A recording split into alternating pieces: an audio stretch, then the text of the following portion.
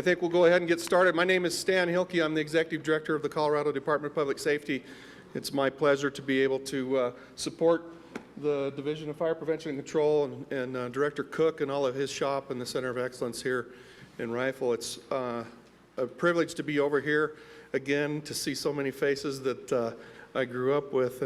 I always get the chance to come over here. I'm really grateful for it. We just want to welcome you today and tell you thank you for coming and participating in this event. I have somewhat of a selfish reason, other than the fact that it's just the right kind of event for this purpose. But one of the selfish reasons that I'm grateful that you're here is that about a couple hundred miles east of here or so, underneath a big gold dome, there's about 100 people and all their staff and their constituents that are aware that the state has a Center of Excellence. And when you have an issue or an idea or a problem, anything with the name that's as sexy as the Center of Excellence is a great place to put it. So one of the things that I do along with Director Cook and his staff is we try to make sure that the right ideas and the right issues and the right problems are sort of in this lane of what you're doing. And I just want to thank you that this is the right conversation to have. It's the right work to do. And we're really grateful for that. A lot of those eyes of those 100 people are all on the effort of this and this whole endeavor and bringing it over here to the West Slope. So we congratulate Melissa and Paul both for your continued work. And again, just grateful that you're here and look forward to this event. Thank you. Thanks, Dan. You bet.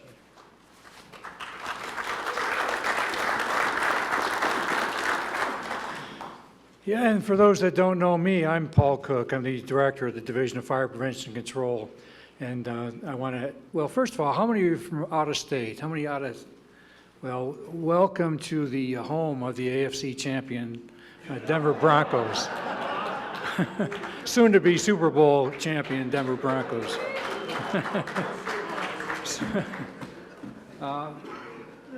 Ancient memory.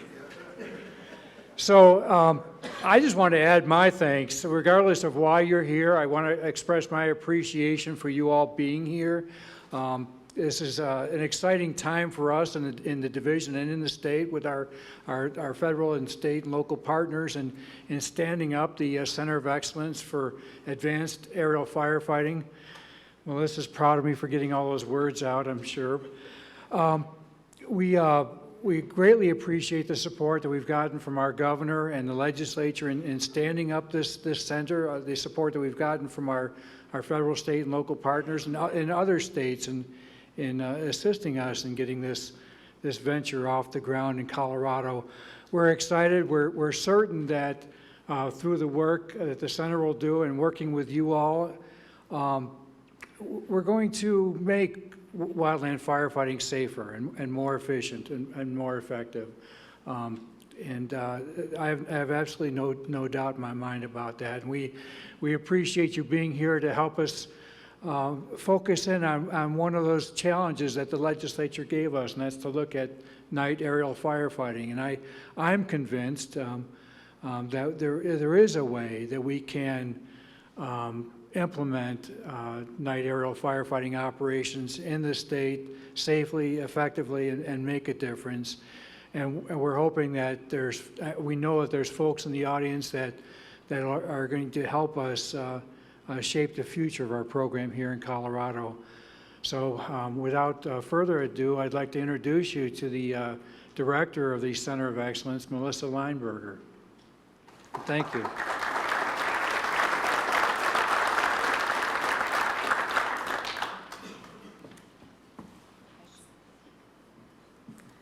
All right, good afternoon. Thank you guys for being here. I just want to echo what Paul and Stan said.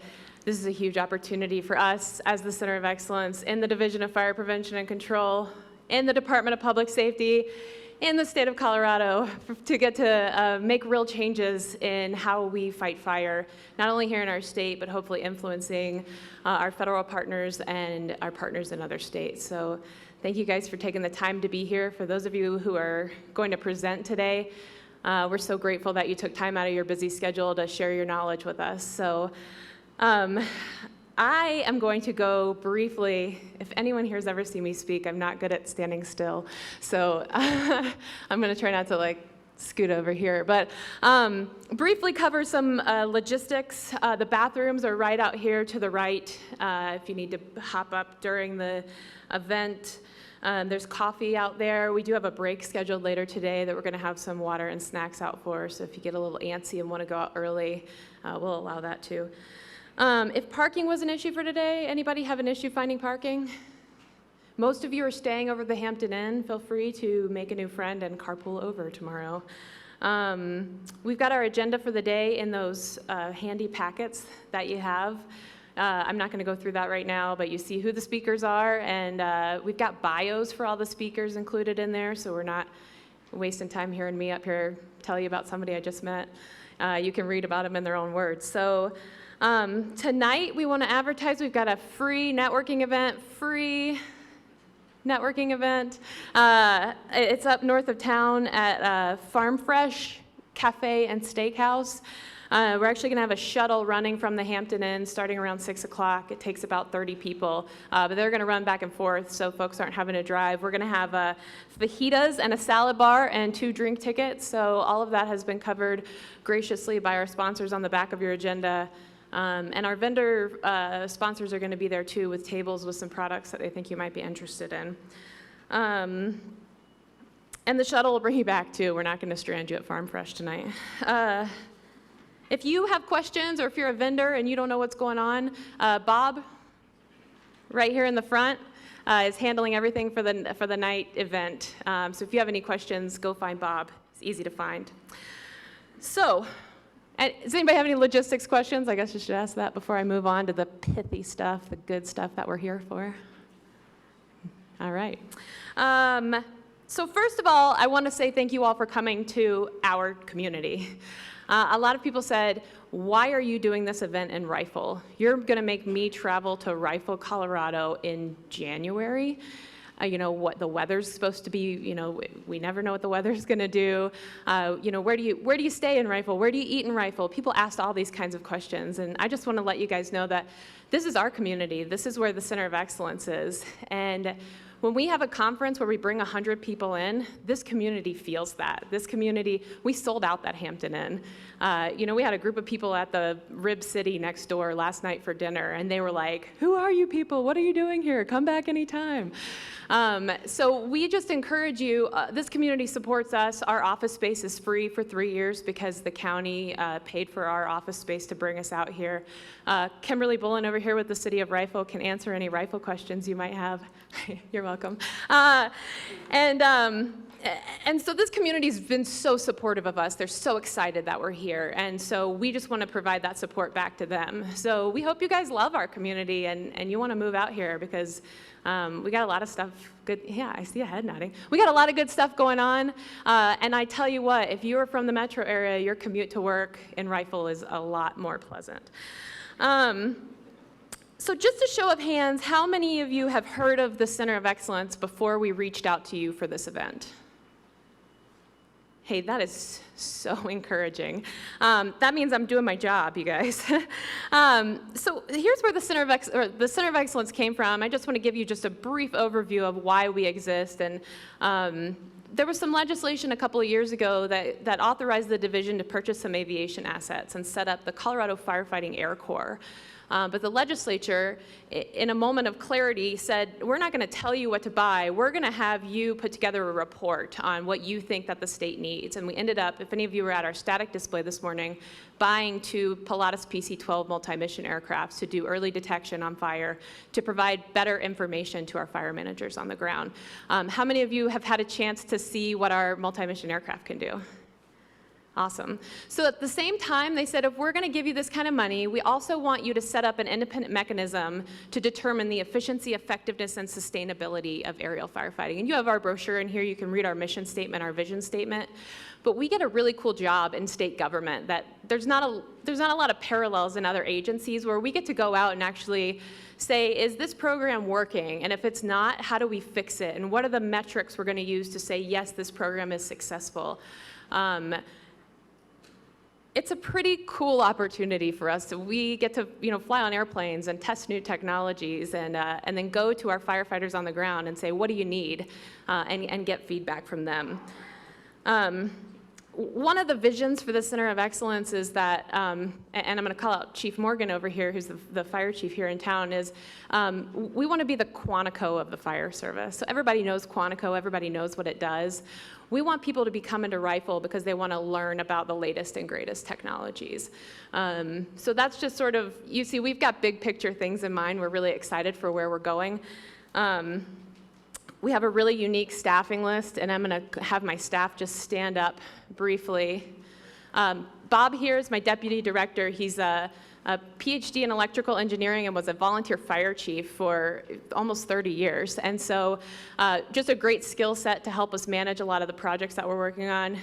Kim McFan back here she's our PhD statistician. She's our data and research analyst. She's just going through and making sure that we're getting those right metrics. We understand the things that we're trying to measure, and we're getting the data that she can actually use to tell us where we need to be going.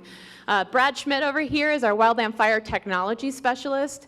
I'm going to read to you some of the projects that we've been working on, but if you've been involved at all with the Center of Excellence, you've probably gotten an email from Brad. Dave Tolley, a lot of you probably know as well. He's been in the Colorado firefighting community for many years, and he is our aerial firefighting specialist. And this event is his baby, so when things look good, we're going to applaud him later. Who are we? Adam's over here. Stand up. Adam is our economic and policy analyst. He's got a JD and has a law enforcement background, which is going to sort of help us connect the firefighting community and the law enforcement community a little bit better. And you met her on the way in, but Jessica Harsted is our administrative assistant, office manager extraordinaire, does everything. So if you guys need anything over the next 2 days, find one of us, because we can answer your question. If you have an idea for a project for the Center of Excellence, come find one of us. Quick list of the projects we're currently working on. Night operations was actually mentioned in the legislation. They wanted us to explore this as one of the first things that we looked at. And so back in October, I said, why don't we do a summit? Why don't we convene everybody together, figure out what we know and what we need to learn before we can implement this in Colorado? And here we are today, so that's pretty exciting. We're also working on developing a new decision support system with the National Center for Atmospheric Research.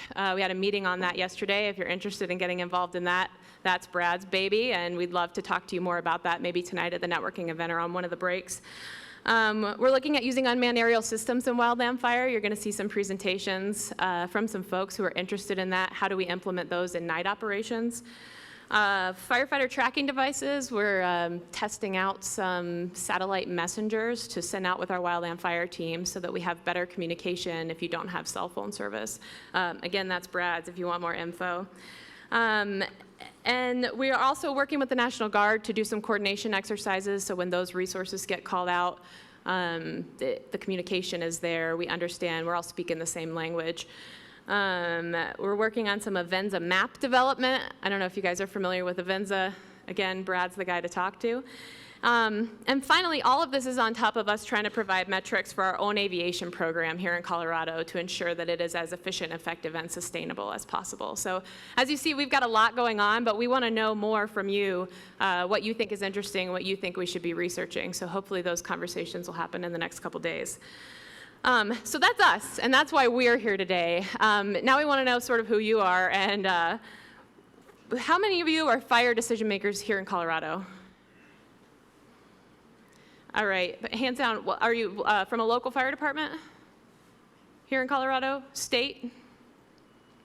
Federal? Great. How many of you are fire decision makers in other states? Okay. Aviators, aviation managers? All right. Private industry who's currently involved in night operations? Excellent. Private industry who is wanting to get involved in night operations? I put that category in there for you guys. And then who didn't raise their hand just now? Hey, nobody? Well, oh, I see one. Tell me your, why are you here?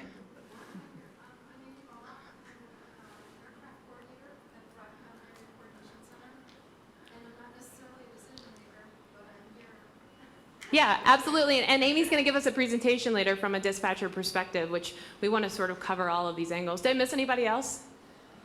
Well, cool. You see sort of how diverse our group is. I have another exercise for you, but I have to ask you to close your eyes. So, and I can see you all, so if you're not closing your eyes, I'm going to call you out. All right, close your eyes.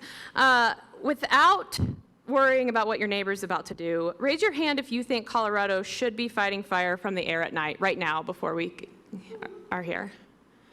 Okay, hands down.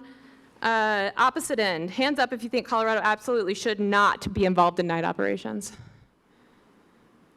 Okay, hands down. How many of you are here to be convinced you don't really have an opinion right now? Interesting. Thanks, guys. You can open your eyes now, or you can keep them closed. I don't know what your preferences are. We didn't invite you here today to convince you that we should be doing night operations. And we didn't invite you here today to warn you about all of the dangers of doing night operations and tell you why we shouldn't be doing it. The reason that we're all here is we've put together a panel of folks who have experience in night operations or who have a vision on the future of night operations. And our only goal for these next 2 days is to inform you and ourselves, to incite discussion and debate, and to connect people who can help shape the future of a night operations program here in Colorado, if that's the direction that we decide to go. So that is our goal. We just want to learn from you, and then we want you to just listen intently and ask really hard questions, put our great presenters on the spot here, and don't be afraid to change your mind based on what you learn. At the end of presentations tomorrow, we're going to facilitate a roundtable discussion on whether or not you think, on where you think the COE should go next with regard to night operations research. We're a stakeholder-driven organization, and we sincerely hope that you will take your role here as a stakeholder seriously and participate in that discussion about where you think we should head. Thanks again for being here. If you need anything, let one of us know. And without further ado, I'd like to introduce our first presenters, presenting on night helicopter operations and aerial supervision from the Angeles National Forest. I'm going to butcher Sean's last name, even though I made him say it for me like 6 times. Sean Aidukas? Aidukas. Dang it. I even had it phonetically written down. And then Rico Gonzalez, and Sean's the Forest Service Helicopter Operations Specialist, and Rico is the Forest Service Region 5 Air Tactical Group Supervisor. And this water is for you, so.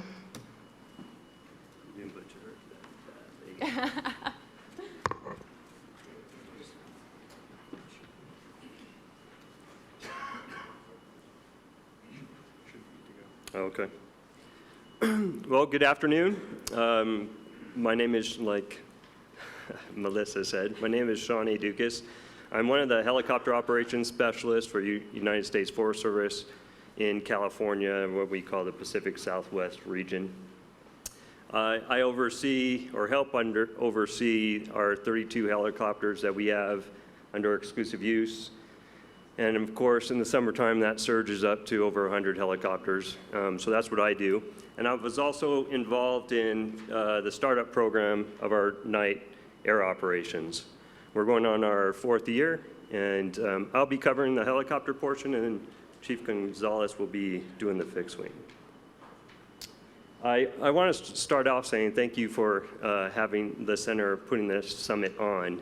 When we were starting our program up 4 years ago, interagency partnership was the most important thing that we had, that we were bringing on to start our program also. Without the experience from Ventura County, LA County, LA City, Santa Barbara County, those, and our Fire Scope group, it showed us a lot of guidance on where we needed to go with our program. So kudos to having this summit. All right, let's get started. These are some of the objectives we're going to be talking about. Basically, we're just going to be talking about our startup program. So in 2010, we did a study, and in that study, we put together a brain trust, as you can say, a panel and went through and did a risk assessment of some of the things that we saw that could cause issues or conflicts with our policies, with flying at night, with our firefighters, with the other aircraft that fly at night down in Los Angeles and Southern California. And after we did that risk assessment, Chief of the Forest Service okayed for us to implement a helicopter night flying program at that time, and we were going to go operational in 2013. So in that risk assessment, we had, just in water dropping, there was 4 different operations that we were seeing that a night helicopter can do. One was aerial ignition, passenger transport, water dropping, and one other one, hoist, medical hoist. Yeah, aerial ignition, personal transport, water dropping, and hoist for rescue. Walk before you run. We decided water dropping would be the main focus for this helicopter for this study, and we found 67 hazards in just water dropping with the helicopter at night. And with those 67 hazards, there's 109 mitigations that had to be mitigated before we would start this program. Most of those are done through SOPs, policy changes, training, but all those 109 mitigations were taken care of. We developed our plan, we changed some policies. Again, a lot of guidance from our interagency partners through FireScope.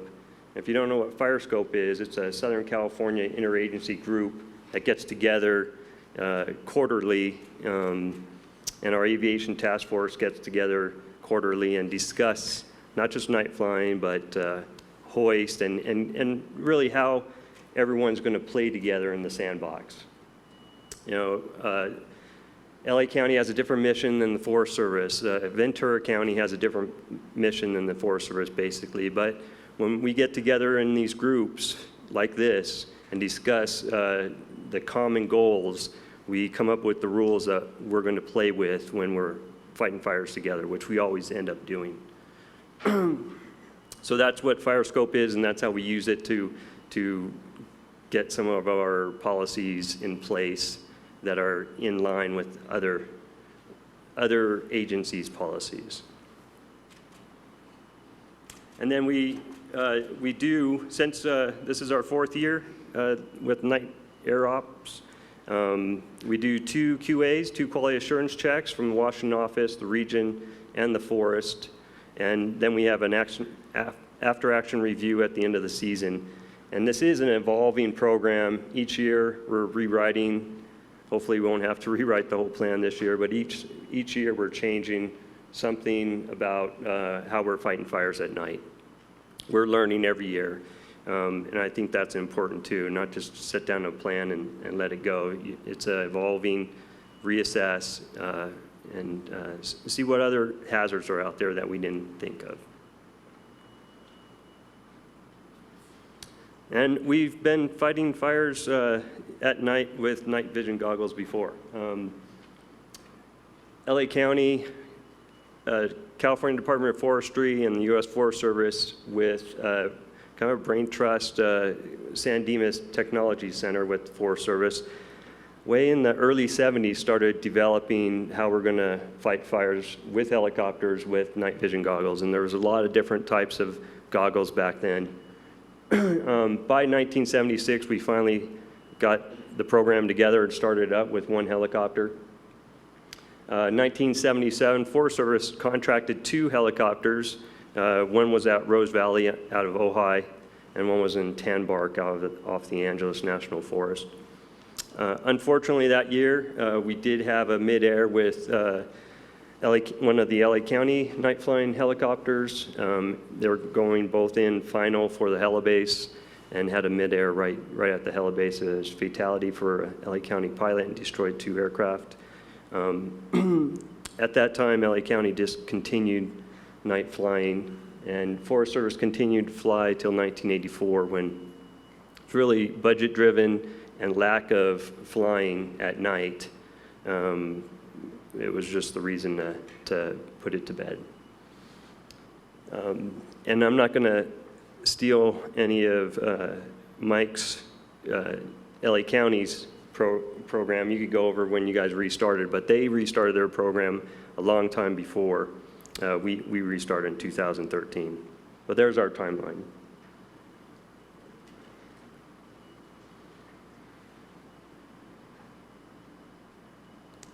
Covered that. And so from really what drove our policy changes, we had to do, partnerships with our interagency partners, but we also had to develop partnerships within the Forest Service. A lot of things had to change policy-wise, which happens in DC. A lot of money had to come down from DC into our region and funneled through the Angeles National Forest, who are the operators of this program. We had to do hiring. We had to have 24-hour dispatching. So we had to hire new dispatchers. They hired another helicopter operations specialist, which that was my job. So a lot of things had to evolve for the Forest Service for this to happen. One of the changes that we started, Firescope has a 6-hour flight rule for night flying. Every pilot only gets 6 hours of night flying. We decided we're going to go with 5 for the first year. That was some of the reassessments that we were doing. So the second year, or the middle of the first year, talking to our contract pilots, talking to the crew, we reassessed and says, okay, we'll go with 6 hours. Everyone feels good after 5 hours of flying under goggles. But we're sticking with the 6 hours, which is Firescope. We decided to go with civilian aircraft. We had different choices at that point, as Colorado will. Do you do military? Do you do contract?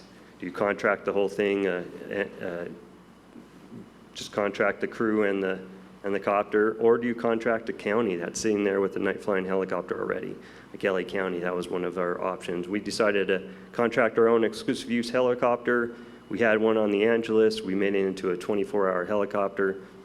And we just ran the pilots through a night flying course and carded them for night flying. We went through maybe Richie can go over that, went through quite a number of pilots to get the skill set that we were looking for MVG goggles and the firefighting piece, which is important. And managing expectations. And what we meant by this is fighting fires at night isn't the same thing as firefighting at daytime. We have a lot more paperwork to do before the helicopter lifts, a lot more flight planning. The turnarounds are slower. We do ground fill, so you need an engine, usually at a helispot that is predetermined already. A water tender or an engine to pump the water for the helicopter. You need a ground fill crew. All that takes a little bit more time than going to a lake and snorkeling out. So it's that sort of risk mitigation that we do all the time. So it's a little bit slower. You're dropping a little bit higher altitudes. The water is not as effective as it is in daytime, but the temperatures are cooler. Usually the humidity is a lot cooler, unless you're having a Santa Ana event or something. And so in that way, it's just as effective as daytime. And then it was, we wanted to make sure, especially for our cooperators, that we're not going to set you guys down. We're still going to use our cooperators just as much as we have in the past. It's just another tool, another helicopter there available for all of Southern California to use when the big fires hit.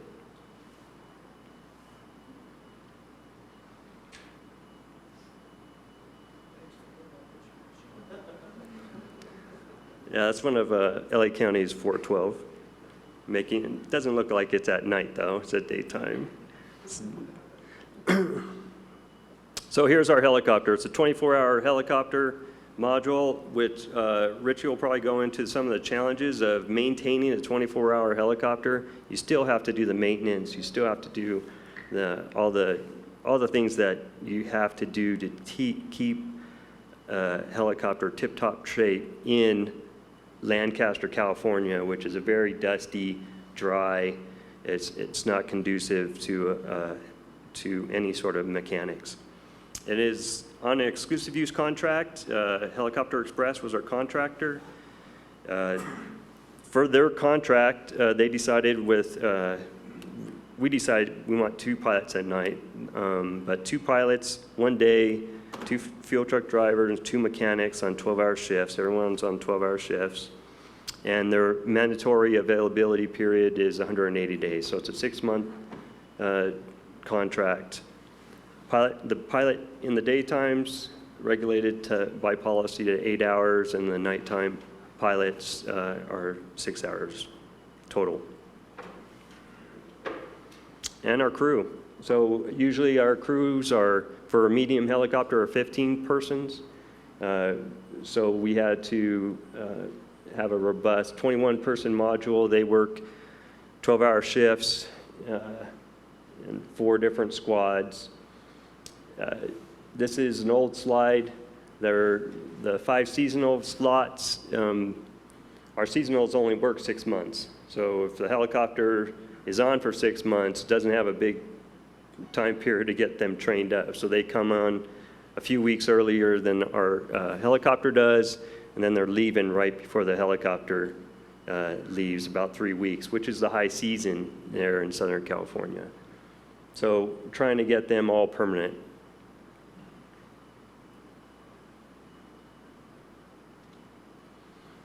There's one thing that we learned that was really important to us is when are these aircraft flying? So this is just the helicopter. As you can see, the daytime, it's obvious. In the afternoon, they get most of their calls. That's where they're dropping most of the water. But it was interesting at nighttime that it was really the dawn, dusk time, and before and after that we were getting called out. They were getting called out to drop water. You know, we do fight fire 24 hours a day. We have a lot of our cooperators on 24-hour shifts. So we have firefighters on the line fighting fires all night. We don't send them home on these fires. But, you know, at 2 o'clock in the morning, everyone's kind of slowing down, and that's not the time. That's when they're sending the helicopters down, get a rest themselves, and the fixed wing, so that they're ready to go at 4 o'clock in the morning. When they could get the operations, the day operations, when they come on, they give them a good rundown of where the fire situation is, where the spots are, where their crews are, and not wait for the night crews to come on in to give them a good briefing. So they really get, the air attack has that responsibility and does a really good job on that. And then all the incident management teams that have used these aircraft have said that is that getting that 5 o'clock morning briefing from the air attack is really great information. The daytime capabilities are just as normal as any of our exclusive use aircraft. Doing any of our missions, running helispots, cutting line, staffing water points, recons, fire detection, delivering cargo, personnel, whatnot. But at night, they're just moving their own heli-tac crew to a helispot to staff a helispot to do ground fail for that helicopter. They don't pick up ops chief to do a recon of the fire. All they're there is to drop water. This is some of the extra paperwork they have to do. So on the top part, this is our go, no-go checklist.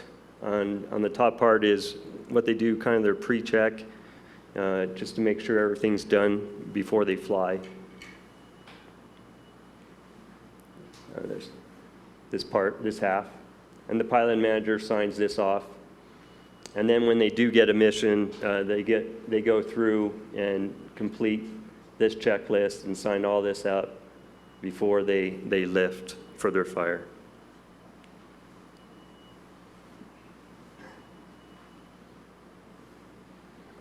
We also do a operational risk management sheet, really for how the pilots are doing, how the crew is doing, what the weather's like for that night.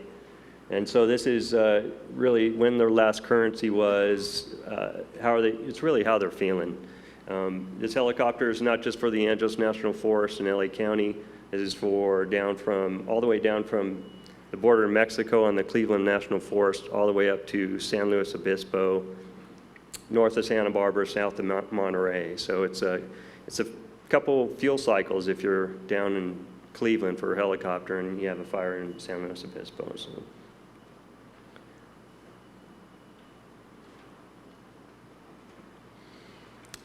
Another thing that one of the hazards that we found is heliphones, landing the aircraft at night under goggles and not seeing all the hazards. One of the mitigations for that is our pilots will see the helipad during the daytime before they use it at nighttime. We have pre-designated helipads for initial attack, and we have a book that has all those helipads with the description and the hose lay specific for the engine crews that have this book, say on the Angeles, San Bernardino. So they know where to set up their hose lay. And the pilots at the beginning of the season, they'll go and either fly with the air attack and buzz around the helipad, or go land out there with their helicopter, with whatever they see fit to feel comfortable about landing their helicopter at night there. And then we have a feedback form, and so we understand if we are trying to, if we're doing the right job.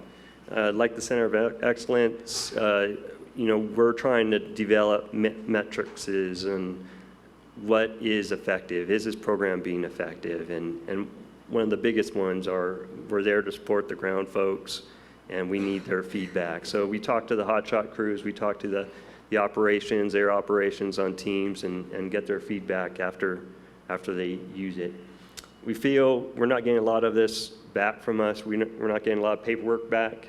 So it's a lot of calling up that air ops and doing an oral interview with them over the phone on how that was. It seems to be the most effective way to get that. All right. Turn it over to Rico. Test. Well, I'm Rico Gonzalez. I'm an Air Tactical Group Supervisor out of Region 5, which is California. I started with the job about 2 years ago. My past experience is 14 years as a jumper, everything from rookie jumper to paracargo manager and spotter. And then before that, I was on several hotshot crews everywhere, from a squad leader to an assistant superintendent. So does everybody know what an Air Tactical Group Supervisor is? Raise of hands. Oh, good. So I don't have to explain that too much. So I'll just go over what my duties entail. Our platform is a twin-turbo aero commander. We have one pilot, and he's actually here. We're dealing with lawn air at this time. And at times, we could actually have a technical specialist assigned to us to help with the mapping, and you have one ATGS typically. But we can bring a ride along as well if needed. We have the payload for that. Our capabilities. Man, this is tough. Recon fires visually, which means you just go out there, fly the fires, take a look at them. The key part about the Air Tactical Group Supervisor is that person is qualified at the division level. There's 5 of us in the region that just strictly posted up for this platform here, Air Tac 5-1. And each one of us is at least division qualified. We're on incident management teams, and we're the connection between the boots and the fixed wing or the rotors out there. So that's pretty important, especially we're talking the lingo. We're connecting with the ground troops because, just like Sean was saying earlier, that's our priority, is the ground troops. Okay, and we also have a flare on the plane, and, we could do some IR. We can map. We could also monitor fire activity. And we could also supervise multiple aircraft at one time. And that's not just the same aircraft, because for right now, the agency just has the one medium ship, speaking of the U.S. Forest Service. But we interact with LA County, Orange County, Los Angeles, I just said that, City of LA, Kern County, Ventura, and we did it one time in San Bernardino, I thought, but, I think I got them all. San Diego? Okay. Well, and each one of those counties, we got to be able to have some kind of cohesiveness, and that's what the Air Attack Group Supervisor does. He just goes out there and just kind of coordinates airspace. Not to say that they couldn't do it on their own, as far as they do have qualified helico individuals or whatnot, but this just kind of makes the situation a little easier, so they can all go to work and put the fire out, per se. We coordinate supervision action. I just mentioned that, and we also provide real-time intel. And what I meant by that is that the critical times during any kind of fire switch or the transition times, typically in the afternoon and then early in the morning. Critical information is being passed along to the adjacent night branch that's coming on, and vice versa. In the morning, it'd be the day branch. And that's every bit of information that I indicated here on the slide. Some of the equipment we use on the aircraft, we have 3 FM and 3 AM radios. In theory, you can monitor 2 freaks on each radio. So if you just do the math on that, you're looking at about 6 frequencies on those just alone, right? But Lonnie has a 4th radio, 4th FM. So that kind of helps as well. And everything that we monitor, because in Region 5, we have an air tactical FM frequency that's designated for a geographical area, which kind of works quite well. So everybody approaching that geographical area is going to be on that frequency. And then from there, we kind of just break it down, Roto Victor if needed, which we typically use as well. And then we can talk to the troops. Like I said before, we're working for them. So we have a command frequency, national flight following, guard for sure. That's never taken off. And then any tactical frequencies that you have, if you're working with multiple divisions. We do have a digital recorder that records everything. So I kind of got to watch what I say on the plane, right, Lonnie? Because it records everything, which I think is kind of cool. All we need is a little GoPro or something on the dash as well, if you can make it work at night. But that's what you're seeing there is basically the cockpit from my perspective. That's what you have. You have the panels, you have the radios. The radios are kind of unique because they're set up as an individual volume control, and so we both have our his and hers, basically. I should say his and his. Sorry, Lonnie. So it works well, and that's a crucial element, especially when you're monitoring that many radios. I just wanted to make sure I passed that on. Okay, and then we have the movie map. It works with the gimbal. Awesome stuff. I mean, you guys got the same thing, but better. I saw it. But this works at our level. We don't have to be at 25,000, 30,000 feet AGL. We can work right there within the TFR, the traffic fire area. And we also have multiple functioning screens to display our work. And mind you, most of the time we go out, most of the technical stuff is being done by the pilot, per se. I help out here and there, but in reality, it doesn't really get that complex where we need a third party, but we could facilitate that if needed as far as the technical aspect of it. Okay, yeah, 24-hour dispatch center, which is important. You got to have it to work for us, or for us to work for you at night. And it can't just be any person you just picked up the street. Little Joey got his ankle sprained. You go and throw him in dispatch. Answer the radio if they call you. It's got to be a qualified individual. I just wanted to make sure I passed that on as well. The helicopters and the fixed wing could be available for initial attack, night, regardless of daytime commitments. Night air tech should be ordered almost every time, for at least the recon or reassessment of the area before, getting other folks out there. And the criteria for engagements: lives, if they're threatened, structures, resources of significant economical value, which is almost everywhere in LA. You'd be amazed. I mean, some of the stuff they got out there, it's worth billions of dollars, a repeater site or whatnot, for example. And mind you, Brad Pitt's house or whatever. And then any other highly suppression costs that would be prevented. This is just a slide of a time frame of 2 different fires. The fire with the infrared, which is this one right here, that was down the Silver Fire on the Cleveland National Forest. Okay, that just gives us perspective using our RR, and when we're talking to troops or whatnot, we know where the lines are. We can see the lines. We can coordinate that with the ground troops and actually lead them to them. And they might be right underneath their feet, and they might not be able to see it. But with the IR, you can pick up all that cool stuff. So I just wanted to make sure it's just a phenomenal tool. And the slide on the side there is basically the lake fire on the San Bernardino last year. And you're talking about 5:30 in the morning. That's a lot of good intel you can pass on to the morning, branch director or air ops or whoever, as far as, what you got for fire activity versus, crawling out of your tent and going, oh, wow, there's a column out there.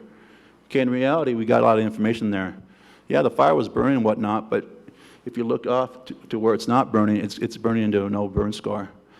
So just the aspect of having somebody out there to just, hey, yeah, it's cool, it's burning, but you know what? Things are going to get better here this afternoon, even if we do have a little bit of a wind, and it did. So that intel is important, so that way they can concentrate in other areas of the fire.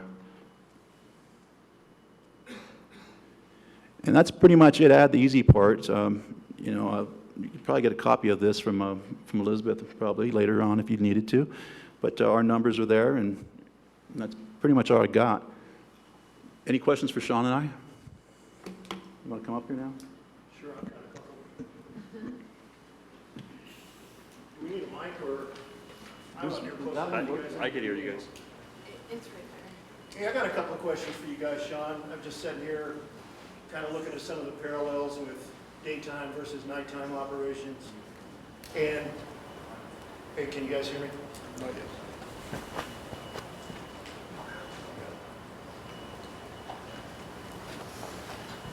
Hey, Sean, can you guys hear me? Sean, I'll start with you. On your go, no-go checklist there, you guys, something that I thought was really interesting, it's just a procedures kind of a thing, but you talk about a couple of things. One would be aided versus unaided. You had a pie chart up there with a number of hours, I guess, that you guys have flown aided versus unaided. What are the criteria that maybe determine that you would go out and fly unaided versus aided with the goggles on? Well, it depends on how much light is, and I'll defer that to Mike Sagely. I'm not a pilot flying under goggles. I understand aided, unaided. It's really if you have enough light in LA Basin and the fire's giving up enough light, you're not using the goggles. So it's really taking a number of how many hours you're under the goggles and how many hours the goggles are flipped up and you're just flying. But sun is down, it's dark. So we're counting that as nighttime, but it's unaided flying. It still counts for the 6 hours of night flying now. Okay. Is that about right? We were talking about this earlier, but even amongst some of our... Hang on, Mike. I don't think our closest to that, actually. No, that's fine. Are you Michael Sagely? Yes. Hey, welcome. Be cool. Is that... Take it away, buddy. Is this... Oh, it is Wyatt. Okay, so we had this conversation a little bit earlier, and even amongst our pilots, I think there's not a commonality of exactly when you utilize the goggles, when you put them on when you use them aided. The fire and the plume and the light that's put out by the fire obviously is one of the factors, and whether it's on the interface or not, or you transitioning to a water point that's over the urban area and then into the forested area or the where the fire area is. So we don't tally that separately like Sean does in terms of keeping track of the flight time, but the way I utilize them personally is I limit them all the time. And so I also adjust them slightly up so that I can see under the goggles quite easily see the entire instrument panel, and then I just slightly tilt my head back and I need to look under when the fire is putting out so much light that it's literally shutting down the devices to where they're actually a hazard more than a help to it. So I don't know if that sheds a little bit of light on it, but I think you could probably talk to 10 different guys that do it, and they might give you 10 different ideas about how they employ them. You know, one guy literally flips them up and he flies in and around the fire once he's done his recon, and then flips them on when he leaves the fire and goes to the water point, which to me is almost exactly backwards. So that ought to tell you what the spectrum is on the use of it. Thanks, Michael. Yeah. Hey, I've got another one. One thing I thought that was really interesting, Sean, you guys talked about on that or on your checklist there, and you guys might laugh at the question, but I thought it was interesting. You talk about putting the guards on the chin bubble and the mirror, or the covers, I guess. Yeah, right up here. What's going on with that? It's to block out the light that's coming through the chin bubbles and the light from the strobe underneath. But see, this is one of the changes we're making this year is this is kind of old. So Helicopter Express, they remove the mirrors, so there's no covers. So we're going to take this one off, and if you do that, yeah. So this is one of the changes for next year is the chin bubble. It's really just getting less light in the product bay. I see. Yeah, like I said, it might be sort of a strange question. I've got one last one for you, Rico, and then I'll pass the microphone along. How are you guys utilizing the FLIR technology in there as far as some of the other things that you're doing with that, particularly as you're working with some of the assets that are up there dropping water at night, Rico? How does that come into play, and how does it add value to the night operation mission? Well, especially when we're using night assets out there, Lonnie's flying circles in the air. I'm talking on the radio and we're watching out the window. But as far as the flare goes, he's able to track the drops. As far as the quality of the drops, sometimes some of the ground troops may be a little wrong where that drop went, but it's real apparent when you're watching a drop underneath the flare. You can see the cold water coming out of the tank, and you can see it nailing that hot, bright stuff on the ground. Or you can also see it the other way around. You can see it going deep into the black, and you still see a lot of hot edge on the side there.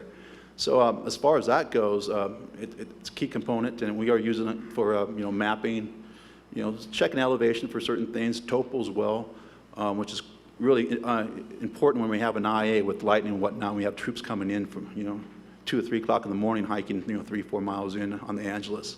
You're able to give them some good information as far as the flare goes. You can zoom right in there and take a look at road systems, power lines, all that good stuff. They show up pretty good. Not to say we wouldn't do a high-low hazard assessment as well. Answer your question? Yeah, thank you. Okay. I actually thought of one more, and then I'll get Go out ahead. of the picture here. But one of the things you talked about in your SOPs, and it's just nomenclature as much as anything, but you said the night ATGS should be ordered up. My question is, when you guys are doing night ops, is that a must be ordered up? Do you have to have night aerial supervision up there when you're... Negative, but it is most of the time. I mean, if the helicopter can go out there and if it's just a single tree and they're just doing a suppression, especially if they're transitioning through the, most cases we won't be ordered up. But there's times when we do just for the recon aspect of it. If it was a lightning strike, we're going to go out and check out to see if there's any more. We will be ordered up if we're intermixing with other resources. So it goes hand in hand. Most of the time I keep pushing for being ordered up every time, but it doesn't always work out that way for me, if that makes sense. Sure. Just to add on to what you're saying about the FLIR from the operational side, the input that he gives back on the drop, like you were saying, is fantastic. Because sometimes you don't quite get you might be a little late, you might be a little bit early, you can really see the effectiveness of it.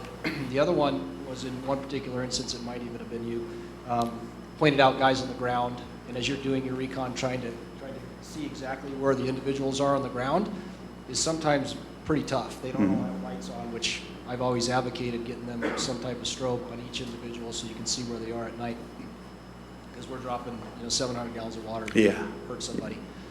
And the last thing was just to mention FireScope. In FireScope, it specifically talks about 2 or more resources needing aerial supervision on that. And that's a great tool because they can assist in keeping track of the aircraft.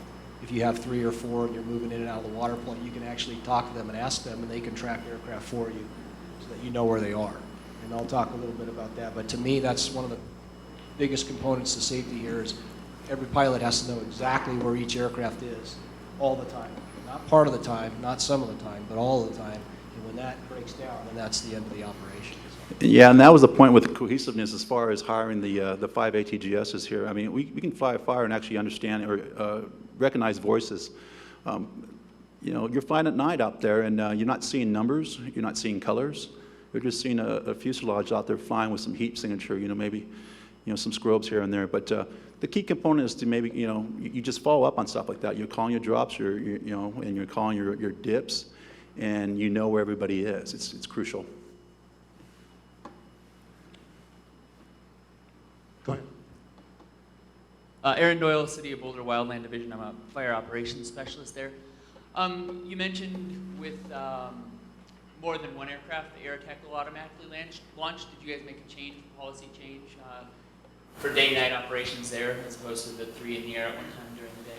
Or was that just kind of inferred? Yeah, you better. So there is no policy that says that you will have to have a air attack over the fire if you have a certain amount of aircraft. In the IHOG, in our 5700 manual, there's nothing that states a number of aircraft. It's really up to the pilots to make that decision. And we tell our pilots this all the time. You know, if the air attack's on another fire and is not available, they were going to make that decision. You know, if it's a 5-acre fire and there's 3 aircraft on it, it seems a little busy or chaotic, someone needs to bump out. You know, you're still putting a lot of water on the fire, and you're assisting in the fire suppression, and it's a pilot decision discretion also. Okay, so at night definitely helps with the operational safety. We prefer to launch the air attack on every fire that our helicopter goes up, but not all the time. It doesn't happen all the time. Okay, and I guess the second part to that, and maybe the pilots in the room can answer too, is there an enhanced feeling of safety in the mission when air attack is already up and maybe has eyes on it or can provide that second level? Is that something people prefer? Yeah, I've never gotten any negative feedback. Right. Which is kind of funny, but you know, you have egos out there as well, and you know, we do have cooperators that we work with and whatnot, but in reality, you just put a face with the voice eventually, and it's all smooth sailing from there. But I would say 90% of the time, they want you there. Why wouldn't you? Right. I mean, it's just another set of eyes, and you know, things get kind of, you know, critical. And you can see other things. You're monitoring the marine layer as well, you know, especially if you're on night vision. That's crucial, especially in the LA basin and whatnot, you know. And it's just little things like that that you pick up on, and you're helping out. You know, you're mother hen above everybody, basically. So I'd say yes. Okay, thank you. Yeah, to add on to that, Mike's got to talk about it. you know, there's the difference. One of the differences between the day and night is the verbal communications between each helicopter. I mean, one helicopter, you know, the LA County Hawk drivers at night, if they don't have a captain on board, they're doing single pilot, night vision goggles, and one of them could be doing Helco duties also. And so it's a lot of things going on in that cockpit, and it takes some of that off when you have an air attack doing the coordination of the aircraft. And it's I forgot what I was going to say about that, but it just makes for better coordination. You know, Helicopter Express, and we have 2 pilots doing it with for our aircraft, but they're verbalizing everything that's going on. They're doing their patterns because you don't see so as well as in the daytime. So when you're at night, you'll get the first helicopter in will say, we're landing at this spot, we're doing left-hand turns, and besides just doing the position checks, they're going, you know, we're coming out at 700 feet and drop in, you know, we're working with this division, and we're making this, you know, the daisy chain, and it's really verbalized really beautifully, even with an air attack there. Yeah, and just closing with this, I mean, one of the best experiences I had out there is basically seeing a medevac being taking place out there, and the coordination between the ground troops and the air attack, and just passing the information to those pilots to come in and medevac somebody off the hill when it's 2 or 3 o'clock in the morning. Pretty important stuff, if you ask me. Okay. Yeah, it's not a question, but another factor that they haven't implemented into it is, besides the helicopters you get, in Southern California, you're getting 3 to 4 news helicopters at nighttime too, that they have to put into the mix. So right off the bat, at nighttime, it's 2 to 4 aircraft on scene. So it's real crucial to get the air attack up. Yeah, the Silverado fire had 4 rotors, all media aircraft. Easy, easy. The good people, they like to stay out of your airspace, and they can with the technology you have as far as the camera you have in that Pilatus. They have something like that in their helicopters, I think. But no factor, but yeah, they are an issue out there sometimes.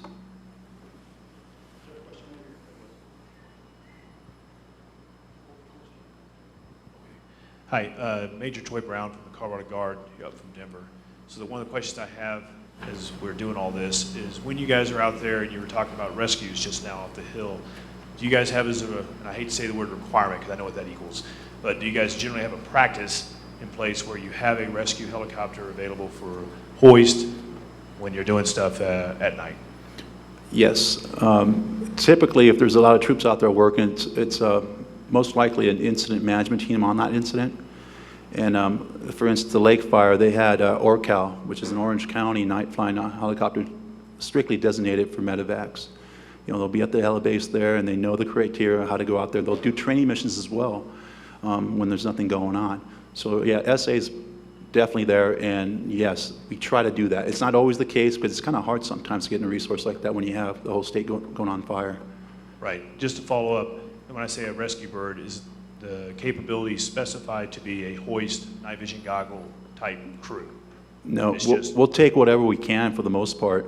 I mean, we do like the hoist. I mean, it's beautiful, obviously, but we'll take whatever we can, and that's how it is sometimes. So we just, here we are, you got some pararescue guys coming in, pretty awesome dudes. They go out there and take care of business, but we'll take whatever we can. Okay, thank you. Yeah, in Southern California, we're pretty covered. Every county is NVG hoist capable. So on a fire on the Angeles, there might be 2 county helicopters and a Forest Service helicopter. If there's a medevac, like there was on that one fire, it's multi-mission helicopter. They just went from fighting fires to hoist operations, and so we get covered down in Southern California. I got one quick question for Rico. You said that you could pick out, I'm sorry, you said you could pick out line down there pretty good. Is that hand line, dozer line, retardant line? I mean, what can you see? All the above. All of it. The retardant line, it would be a little hard if it was already dried out, which happens quite a bit but you can see colors. You can see variances.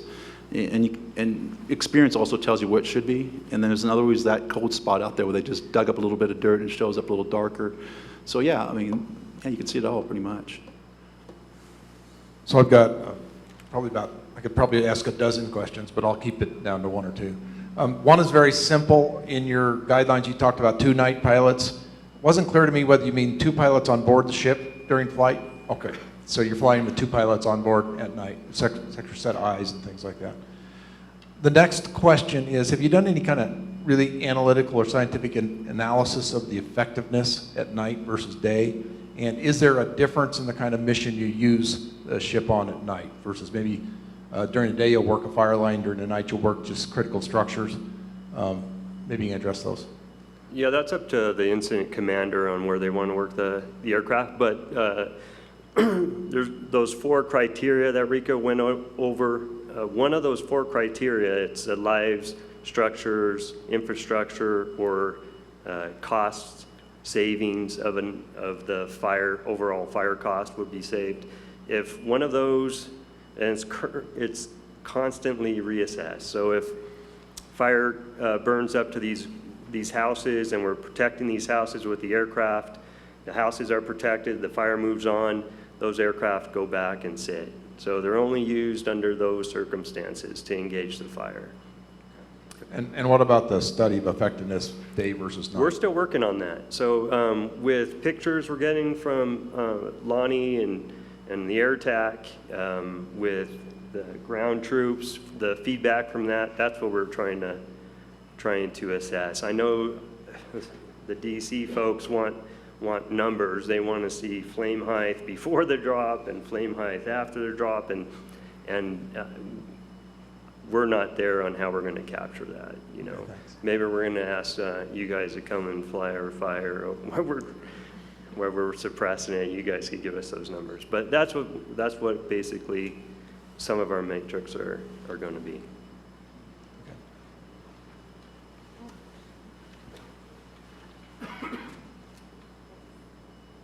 Sean, in one of your first slides, you spoke of the 109 mitigations that you guys had to go through. Can you speak to just a couple of examples of those and maybe what was most critical? That was 4 years ago. I'm not sure, but we'll talk. Some of them were flying, the aerial hazards.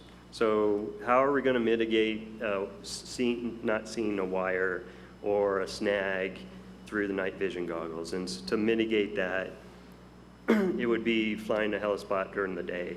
And then other hazards come up with that. So we have 4 forests, some around 1 million acres that they have, and some county lands that they're kind of responsible to respond to. How are the pilots going to remember every one of those spots? So we mitigated that with the Helispot guidebook. So they see it during the day in the preseason. They have the guidebook to refresh their memory of the Helispot, and it tells of each hazard there, and so stuff like that. How are we going to deal with the dispatch? I don't want to take your thunder, but dispatching was a huge deal. Not just, so if you have a fire on the Angeles, that's a pretty simple deal. But if you're ordering aircraft from one forest to another forest, that goes through our GAC, our Geographic Area Coordination Center. And they aren't 24 hours usually if there's no fires going on. And so we had to work out a lot of new SOPs on ordering aircraft. Or situations, this aircraft's on a fire on the Cleveland and we have a new start on the Angeles. How are we going to get back? Who owns that aircraft? Who's dispatching it? Who's flight following that? We had to work out a lot of these things that are automatic in the daytime, but everyone's asleep at night, so things like that. And I'm happy to share, I think I'll have to ask Paul, but happy to share some of those hazards and mitigations. It's not secret.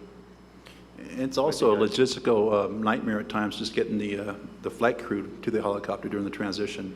You know, if it's based in on the Cleveland right now, fighting fire at night, and they got a day crew going to it, you know, do you waste 3 hours through LA traffic to get them down to San Diego, or do you fly them there?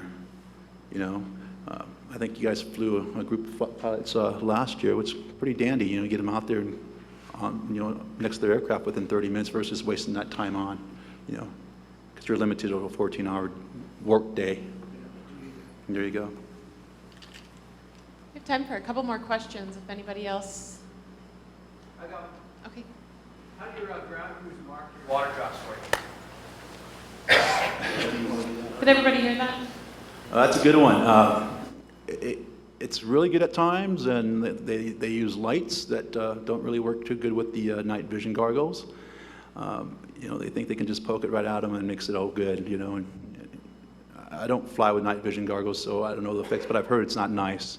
You know, so, you know, they mark them with glow sticks, but they got to still lead them in, you know, and you don't go around going, you know, you're at my, you know, 3 o'clock, you know, so terminology, you know, we emphasize it quite a bit. And normally it's a skookum individual on the ground that knows how to coordinate a helicopter to the area, and then they'll see the glow stick, you know, and then they're out of the way and they go to work.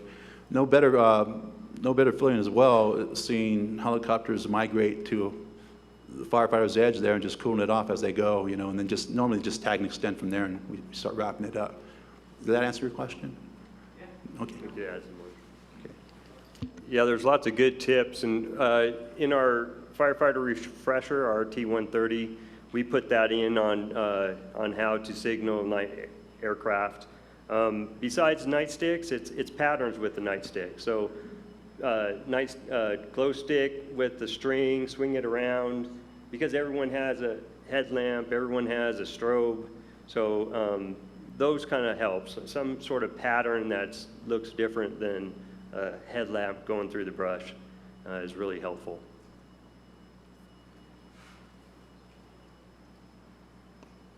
I was going to say, one of the other advantages of that FLIR system is we just fly directed lines of an area where we think he's described for us, especially if it's in a remote area where the ground guys don't have opportunity to get to it. So you come in, fly a line, and he says, that's your drop point right along that flank. Okay, fine, you go back. I tend to try and stay away from the guys on the ground unless they really need support on a line, unless I can identify exactly where they are. If I know they're all behind me and I have a start point, it's okay. If they're pinching on a line and you go a little long, especially on downhill drops, you're just going to carry the water right on top, knock rocks down on them or other things like that. So that's kind of a danger point for me, and that's where the aerial TAC platform is such an advantage at night to help sort out those issues. Anyone else? All right, let's give these guys a hand. Thank you. Thanks for the question.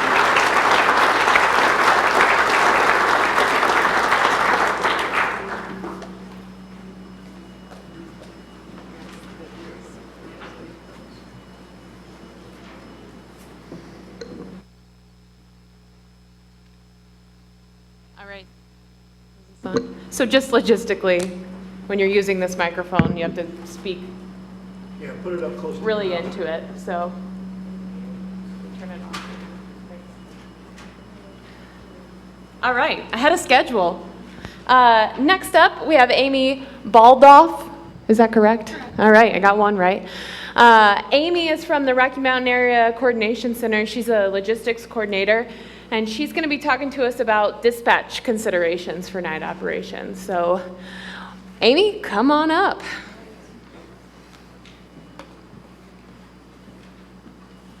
Thank you so much.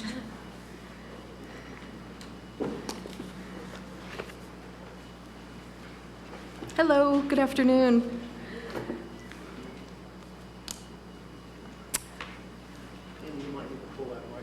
Yeah, I probably will. I might move it over here somewhere too.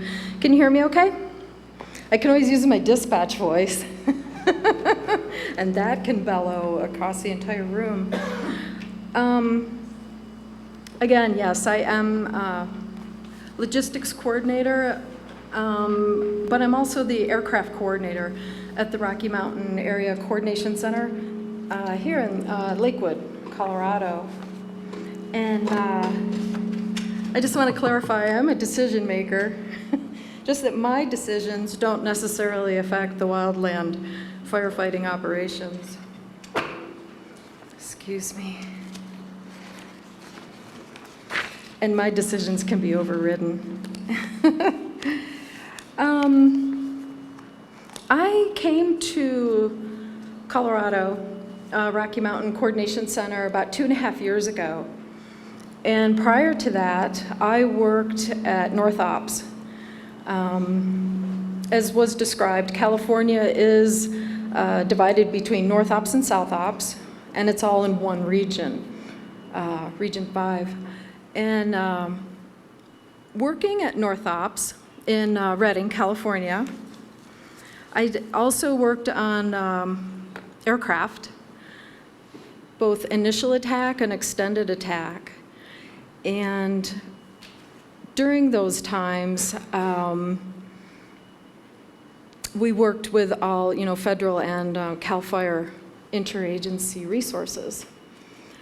And every spring, California would have a dispatch workshop. And in that workshop, 2013, it was in March, we invite all of the dispatchers and coordinators to come together, a typical workshop. What's new, what's changed, what's different. And we always invite the regional operations folks for both ground and aviation all federal managers, and also CAL FIRE. And it was at that dispatch workshop that they announced, we are implementing night air operations. And basically, the room went quiet. And it takes a lot to make a room full of dispatchers be quiet. And we all basically looked at each other and went, say what? And it was a big surprise that they were actually implementing flying at night that year. So when I heard that Colorado State, DFPC, was looking at doing the same thing, I immediately went to my supervisor and I said, look, I was in California when this happened, and the dispatch community was not involved in a lot of the pre-planning prior to implementation, and decisions were made that seriously impacted the dispatch and coordination. So what I wanted to do here today, my objectives, is to show you the lessons learned that I did gather from California dispatchers and coordinators that I still know there. And I got their, asked for their guides, their plans, their SOPs. I asked for their lessons learned and if they had any advice that they could offer us that I might be able to share as well. Also, we did invite anyone from California for dispatching or coordination if they would like to come and present this. Unfortunately, none of them were available at this time, and so you've got me instead. So,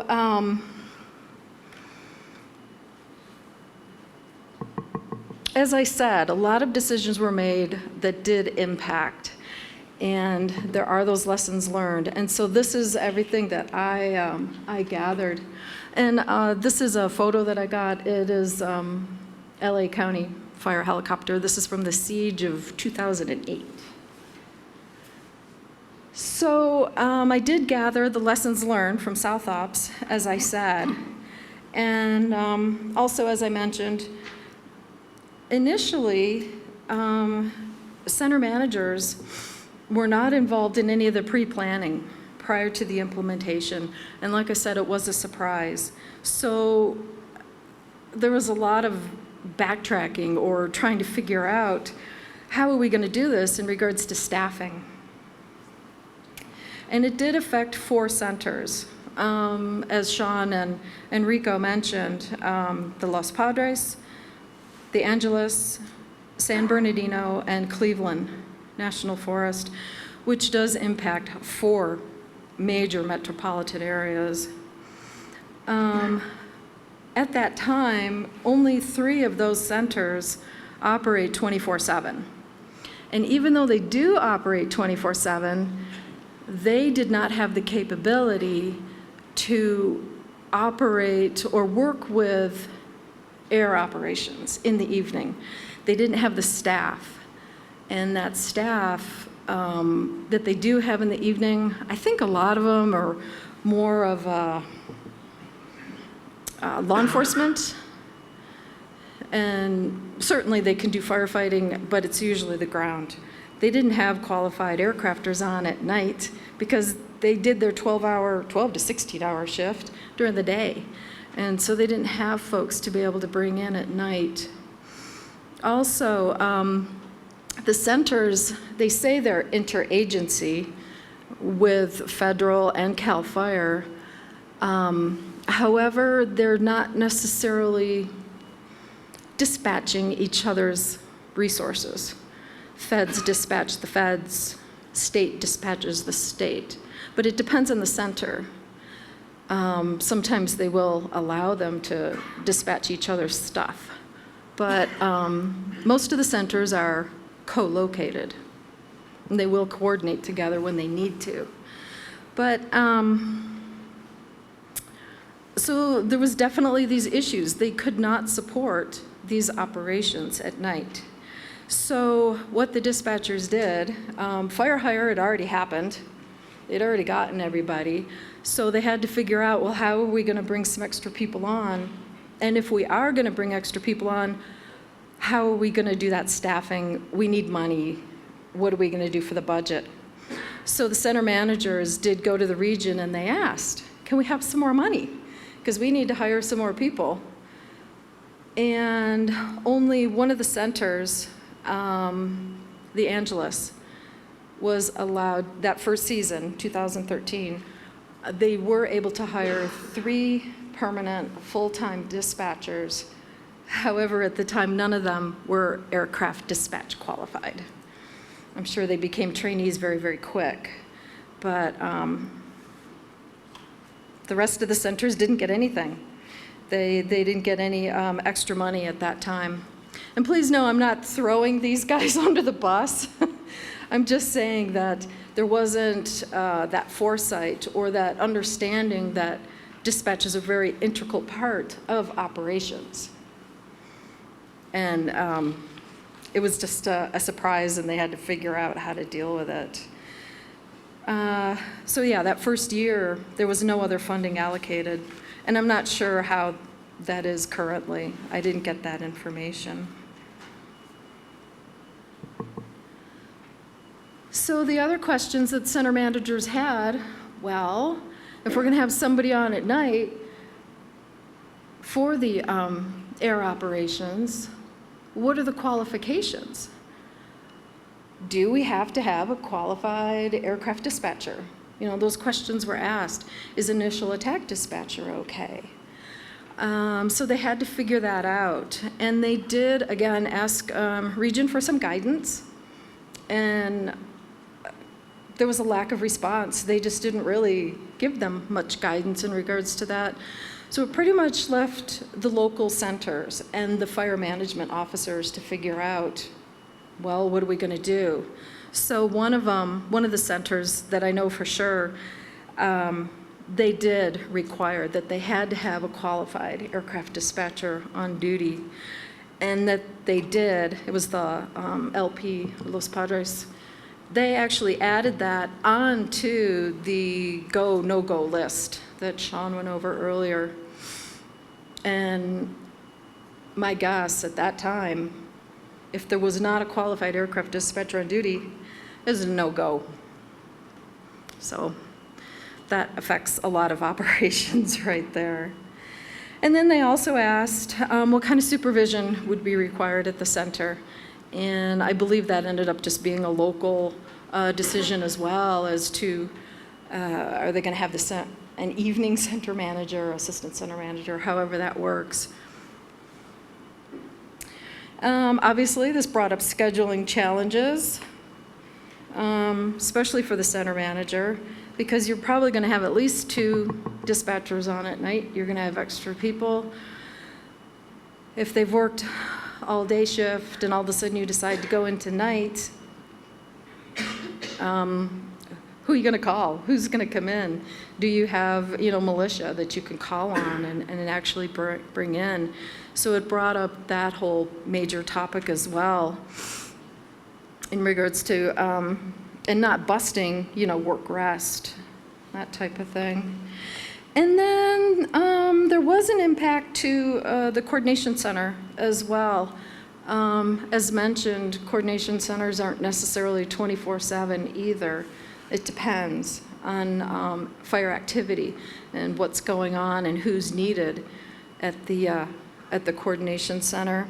And what South Ops came up with is that after going through the entire approval process, going through the checklists, the locals area decides, yes, it's a go, we're going to do it. They still bump that up to South Ops, to the coordination center, and then that duty officer has to go through, duty chief, has to go through all that information, and then they have to give it their blessing as well, from what I understand, that it is definitely a go, so that operations at that end, that level, they know, and then they do notifications that go up to the regional level. So basically, everyone knows that this is going to be occurring that evening. And then they also designate an aviation duty officer who's on call, mainly for notifications as to if operations cease, they shut it down whenever they end, that kind of thing. So you've got more people that have to work in the evening that may not normally do so. So those were the top lessons learned that I picked out from all the information that I got. And I'm sure there was several more lessons. But there's definitely some good stuff here that we could take here and not repeat, or embrace and, take the good stuff.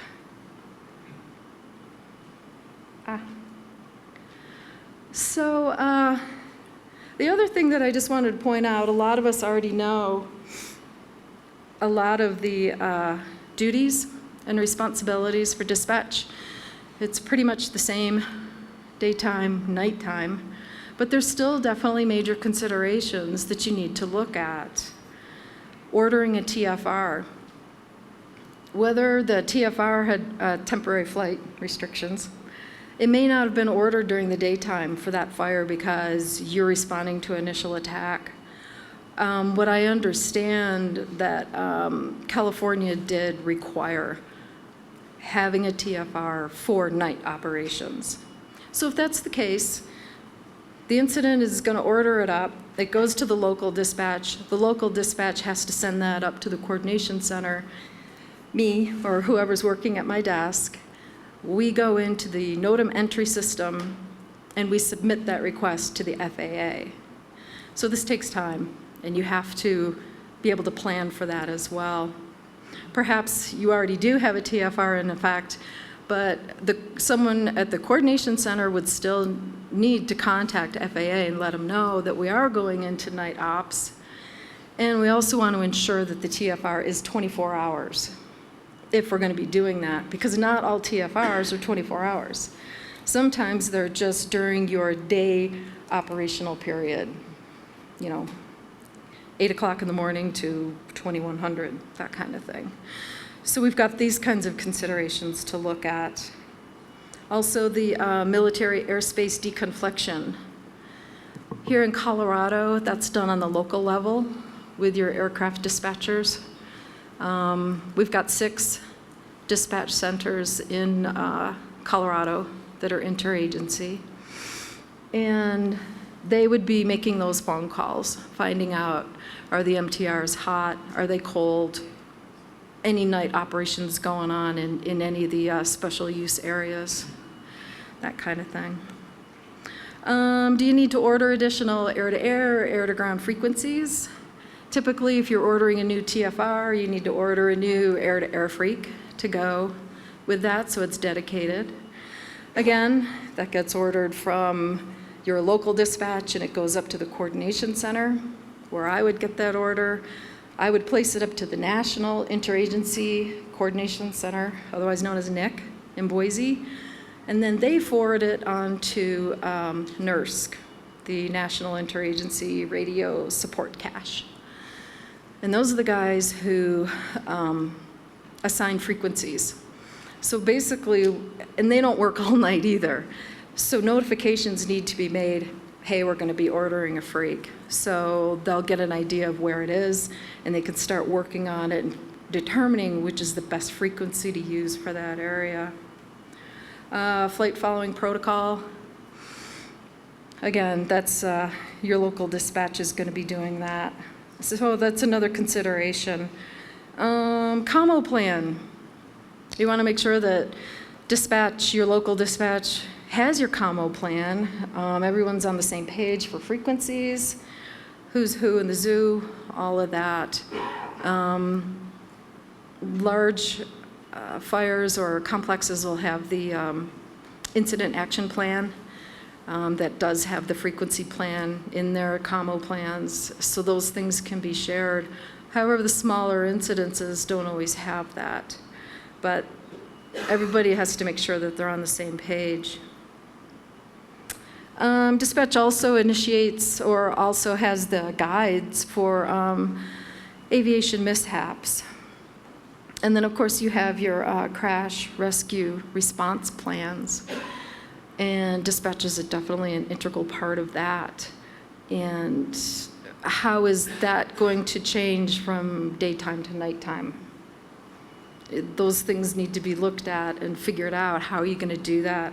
Especially with crash rescue at night, there needs to be lights at that scene if you're bringing in aircraft, and those things need to be ordered if they're not already there or at that helibase, helispot, or whatever you're using. But it's another consideration to look at. What other equipment, what other supplies, what other types of support resources are you going to need? And then, of course, there's the notification process, going from local all the way up to the coordination level, and then going out to the other management officers and people that need to know that this operation is going on. And so dispatch is a major part of passing on that information.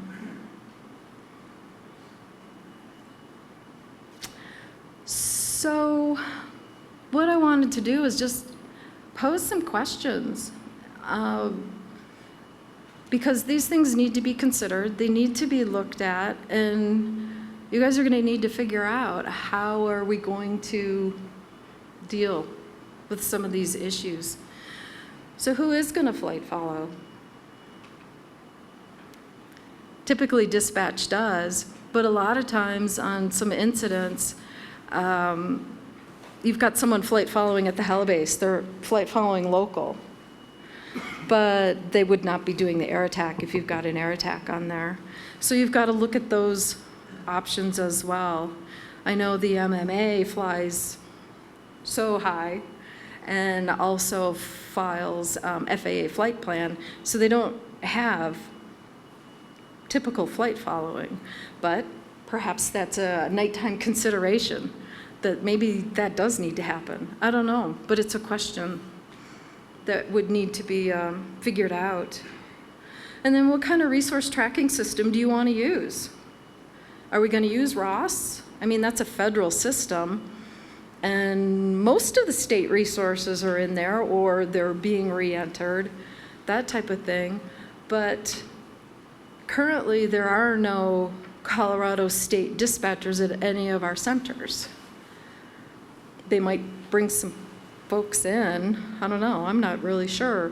At the coordination center, we have 2 positions, one's been filled, but we need to look at that, because right now, all the folks that we have at our dispatch centers are federally funded. And they use the raw system. But I know that the DFPC, you have the web EOC, and you use that as statusing and all of that, but I don't know if that's a dispatching tool, but it's something that you guys are going to have to figure out how we're going to do all of this as we move forward. And a lot of times ROS orders or resource orders may be used for billing purposes, where people need to use them for information in regards to your charge codes. And then, of course, we use them for documentation purposes as well, which a lot of times we have to go back into those records for individuals to take a look at. And I got a couple more questions to pose. If the incident is non-federal, if all the aircraft is non-federal, do you really need our interagency dispatch? Is there another mechanism out there? I don't know. It's just some thoughts. I'm just throwing that out there.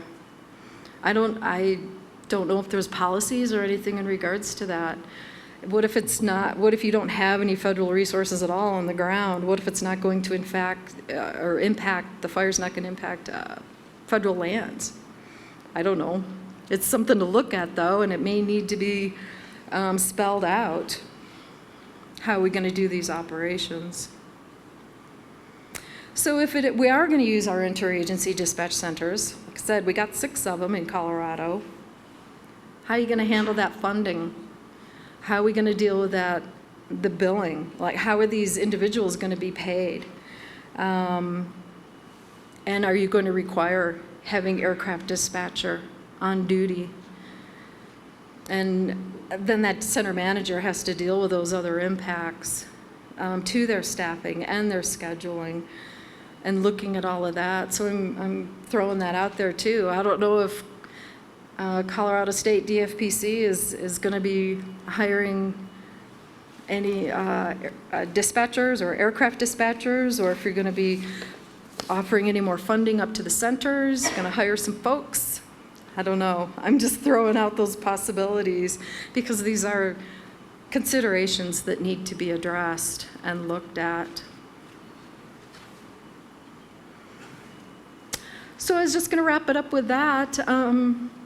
Just went over the lessons learned, and I wanted to begin to set this framework. Just to put this in your minds that you do need to consider it. Like I said, it's a really important part of your operations. And just recognizing those impacts in regards to the staffing, the workload of those dispatchers, what they need to do, and at the coordination center, scheduling and budgets.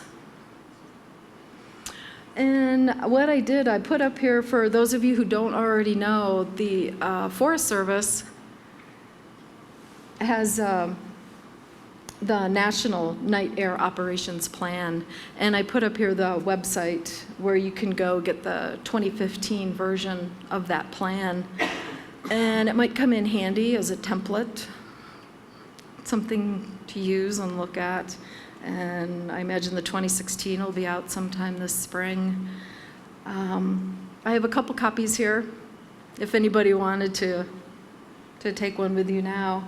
And then also the other thing that Region 5, California, South Ops came up with was part of their SOPs is they have the night air operations mobilization and notification procedures.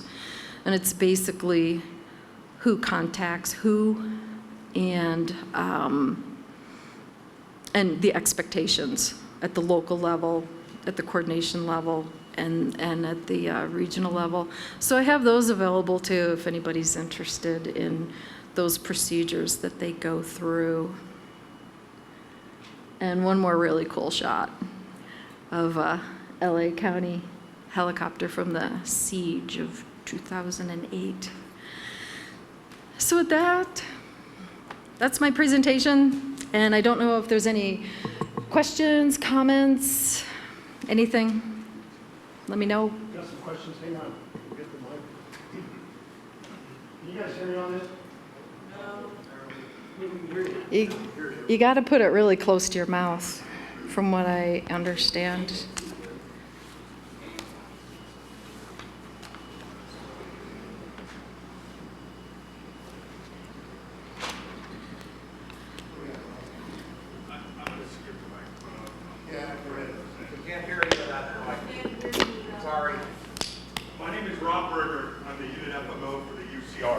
I just wanted to support the idea about funding at dispatch centers. We're working through our AOPs right now, and Ryan McCulley, we're really, wherever he's at somewhere, we really appreciate working with him. He's doing a great job. So DFPC, great job there, and Dave, he's going to do a great job filling it behind you. I think the one thing that's important for me is when we talk about our AOPs and there's aircraft dispatching, that stuff is coming through the Grand Junction Interagency Dispatch Center. And so I do think it's worth the conversation with DFPC. It may be good to sit down and talk about potential positions in dispatch, because I do think it's really valuable when we start talking about staffing up that we have that discussion. So I just wanted to throw that out there. I think it's important that we have the discussion about staffing and how that looks in the dispatch centers to support the operations. Great, thanks, Rob. Thank you. Yep. Hey, Amy, thanks a lot. Hey, you guys have any questions for Amy here before we move on? Okay, go ahead, Todd. I don't need a microphone either. No, you So, don't. I Amy, know that I have voice. questions from a geographic area. I'll hold it way out there. How's that? Whoa. You said a duty chief has to go through the approval process. Is that correct? That is, Is it an awareness or is it an approval? Cal folks? it's from South Ops. Right. And I got it from their information, so. I'm the first aviation officer on the Angeles, and I walked into it on the same year that we implemented it. And yes, up front it was confusing. It was kind of put on us. So my center manager, Eddie Hesbo, who is very good in aviation, has been for 20 years, I've known him for 30. We worked with the Southern California GACs and kind of set up, using Sean too, on how we were going to set up a protocol to dispatch. We do have 3 centers that work 24 hours and the LP doesn't. So one of the things with the LP is you do the normal thing. If you're going to utilize the aircraft, you're going to staff up at night when you have a fire anyways. You just need to ensure that you have an aircraft dispatcher in place. So the LP is kind of its own little beast to the side that when they get a fire, they have to make sure they have an aircraft dispatcher staffing up at nighttime to utilize the resource. So we got that worked out. Yeah, it took a little bit and stuff like that to mitigate the plan. At first, what it would be is the force would decide if they're going to use it, like the San Bernardino. Hey, we want the nighttime aircraft. So they would start their go-go checklist, notify, the GAC that they're going to do orders like they would if they were going to place orders on a fire anyways. And it goes to the nighttime on-call dispatcher. They would say, yep, we're going to process it. The chief would be the notified, so he would know that it's being ordered up. And that's all it was a notification type process. One of the things I would suggest you do that we have done with our cooperators, especially with LA County, since we know they're coming right out the gate at night, is we have set up a comp plan that it doesn't matter whose dirt the ground is. If it's in this location, we're going to perceive that it's this, and this is the comp plan pre-assigned. So even if you get there and you find out it's fed dirt, it doesn't matter. The comp plans are already established and assigned. Which has helped us through the years that you work those things out with your cooperators, state or whoever, that right off the bat, this is our preset plan and this is what we're going with. And then in the wintertime, then you mitigate if there's issues. But don't try to change them. So I'll get right to my point. You're not letting geographic people get in the way of local people do business. No. Thank you. Yeah, Todd, just to let you know that I was going off of form or the mobilization and procedures. And it actually does have the verbiage in there that it is that it has a GAC duty chief approval. So I was just going with what's on writing. I'm not making stuff up for California. And I do want to also emphasize that everything that the lessons learned, like I said, was from the first year. And obviously this has been going on for several years, and they have worked with their processes, as you've said, and they've gone through and, like I said, mitigated and looked at all of these issues. And I'm sure that it's far superior now. But these were just the things that they did have to deal with that first year, and a lot of it was, that's why I wanted to front load this, so that we were having these discussions and the recognition of issues and planning. So the GAC manager, the duty chief at the GAC, does do priority. So if there's more than one fire in Southern California that is requesting night aircraft, the GAC manager, the ops chief, will make that decision. So that is beyond the notification process. That is a decision from that manager. Is that an actual geographic duty officer, or is that an agency specific? Because you guys are very agency specific in the ownership of these. In South Ops, it's agency. It's Randy Skelton now. He's making the call through the aviation coordinators, calling the duty chief and saying, all right, we got 2 fires now. Who's going to what? Thank you. Thanks, Sean. Any other questions for Amy? Hey, I'd just like to say thanks a lot, Amy, for coming and putting this presentation on. As you approach looking at something like standing up a night ops program, you can't forget about the coordination and logistical support side of the house, you guys. And that's why I think it's important that Amy came, and she did a lot of work with her cohorts down in Southern Cal and in California in general, I guess, to pull this together. There's a lot of SOPs and procedures and things like that that go into anything we do with aviation, but obviously the night aviation aspects are a little different. We didn't want to put this conference on without having some discussion about what's involved with covering the bases with your dispatch centers, all the way up to the GAC level, having that notification link in place, making sure that you've got duty officers involved, all those things that these folks presented today. But again, thanks for coming. And I think there's some good recommendations in there that you brought up, Amy. Obviously, you know, the folks in the room here are going to look at that stuff. If we wander down the trail of looking at standing up a program, I think we all understand, that those are considerations. So. All right. Thank you, Anything Dave. else? Thank you again. Thank you. Appreciate it.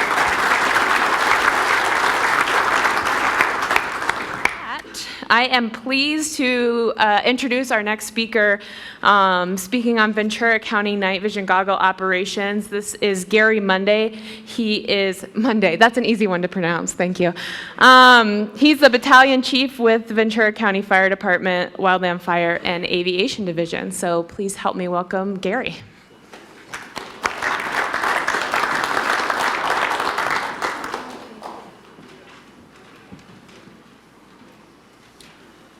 Thank you. As you said, my name is Gary Monday, Battalion Chief with Ventura County Fire Department in Southern California, about an hour north of Los Angeles on the coast. We're a department of 32 full-time stations, and we have a joint air unit with the Ventura County Sheriff's Department. We've had a blended air unit with the Sheriff's Department for the last 11 years, where we have sheriff's deputies as crew chiefs, and firefighter paramedics providing EMS, and an aviation manager that's in there full-time who's a fire captain. And my fire captain, Mel Lovo, is here today. So we've been embedded with them now for 11 years. During the summer months, we have 2 aviation managers there during our declared fire season, and Mel works year-round. We have 4 Type 2 bell products that we use for water dropping, and 1 Type 3 bell product that we use for mapping, FLIR, and law enforcement missions. So that's kind of what we have there. In my experience with the aviation unit, I started there as a crew superintendent in 1998 and kind of got familiar with the aviation program. I did the superintendent job for a number of years, and then got involved with aviation and was the aviation manager for 3 years. Kind of still worked my way in aviation, did air support, heli-base manager stuff, and then got qualified as an air attack in 2009. And I'm on California Federal Incident Management Team 4 as their team air attack. So I have a little bit of ground knowledge, a little bit of air knowledge, and just really here to share our story and our experiences from the local government standpoint of how we do it and kind of how we got to where we're at today. And a lot of stuff that Sean had said, from the fire scope and how we do it and why we do it, it's all the same for us in Southern California. Everybody in Southern California has a helicopter.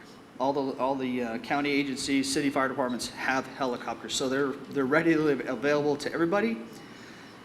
And there's a certain expectation, whether it be from the administrators, supervisors, citizens, of if there's a fire at night, you're going to do something. And so there's a little bit of that happened in the early days of it. So as I go through this thing, I'll kind of explain, how it works for us and why it works for us. Real quick. Hey, can you guys hear him okay? Just doing a quick, A little quiet? If I was taller, it would help. Thanks, sir. Okay, here, some of the stuff we're going to talk about is MVG flight operations, the training requirements that we have for our pilots and all of our crew chiefs and fire managers, some maintenance, and then kind of our policy that we go by from our department, and then also with Fire Scope, and we do adhere to the IHOG. That's the policy that we adhere to. I'd like to say 98% of it, because we do other stuff that is in our daily job in the helicopter world. So that's just some small variances that we would deviate from the IHOG. And then we'll talk a little bit about our year, just pretty much the last 6 weeks of 2015. We had a number of night flying, water dropping missions where we, made a big difference with our partners from LA County. I think we're on 5 of the 7 fires. So we've kind of been in the business of NVG flying since 1995. And in California, the Sheriff's Department other than one county is responsible for search and rescue.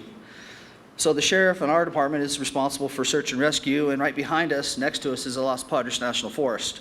So they're responsible for search and rescue in the LP. So they continually always go up into the LP to do search and rescue missions, medical emergencies, air squad, recon, law enforcement stuff. So we've been in the night vision business since 1995.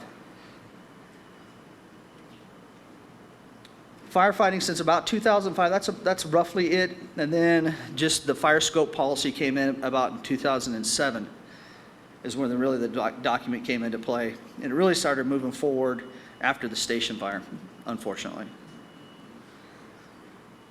So this is the good or the bad and the ugly about the station fire. Coulda, woulda, shoulda. Who knows what would have made a difference if LA County was able to drop at night on that fire, if it would have made a difference or not. But that's when it really came to a head of, hey, you guys in this arena really need to engage yourself in this night water dropping mission.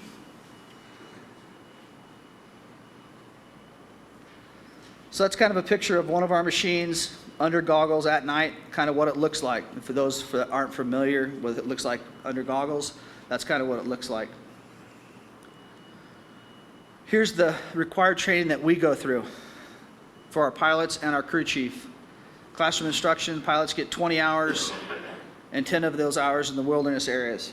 Qualified crew chiefs are 15 hours and 10 hours. And then they're required to do 2 of those a year for currency training. That being said, last year, the number for 2015 was 137 after-hours call-outs that our pilots and crew chiefs went on after hours for last year. Kind of the staffing pattern, we have 4 pilots that are full-time pilots. We have 2 full-time sheriff's deputies and 2 full-time firefighter paramedics that work 24/7. Their workday is 8 to 6, and then they're on standby and call until 11 o'clock at night. So that's how our pattern works, so they're always on call. Even after that 11 o'clock hour, somebody will still respond. Here's the hoist that they need to do to stay current in the NVG world. There's another picture of what it looks like under the goggles, doing a hoist.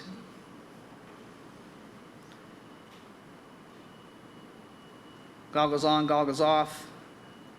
And just to back up just a little bit, during the day fire on the LP in 2006, I believe it was,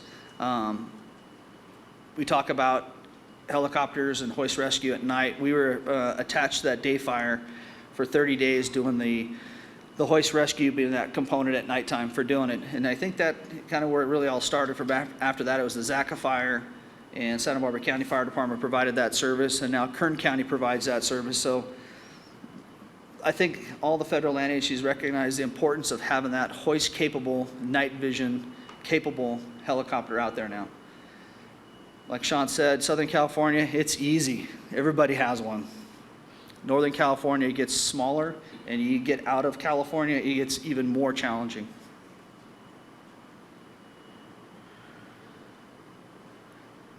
Introduction of night vision goggles is the single most important advantage in night flying operations. And for those that aren't familiar with it, what it looks like, that's kind of under goggles and the glass panel. I'm not a night vision goggle manufacturer. I know it takes outside light, whether it be moonlight, city lights, or whatever, and magnifies it to enable you to see better. That's what you get from me on that one. So when we do our training, our night vision training, we'll put guys out there in the woods, and we'll kind of come up from a dispatch standpoint.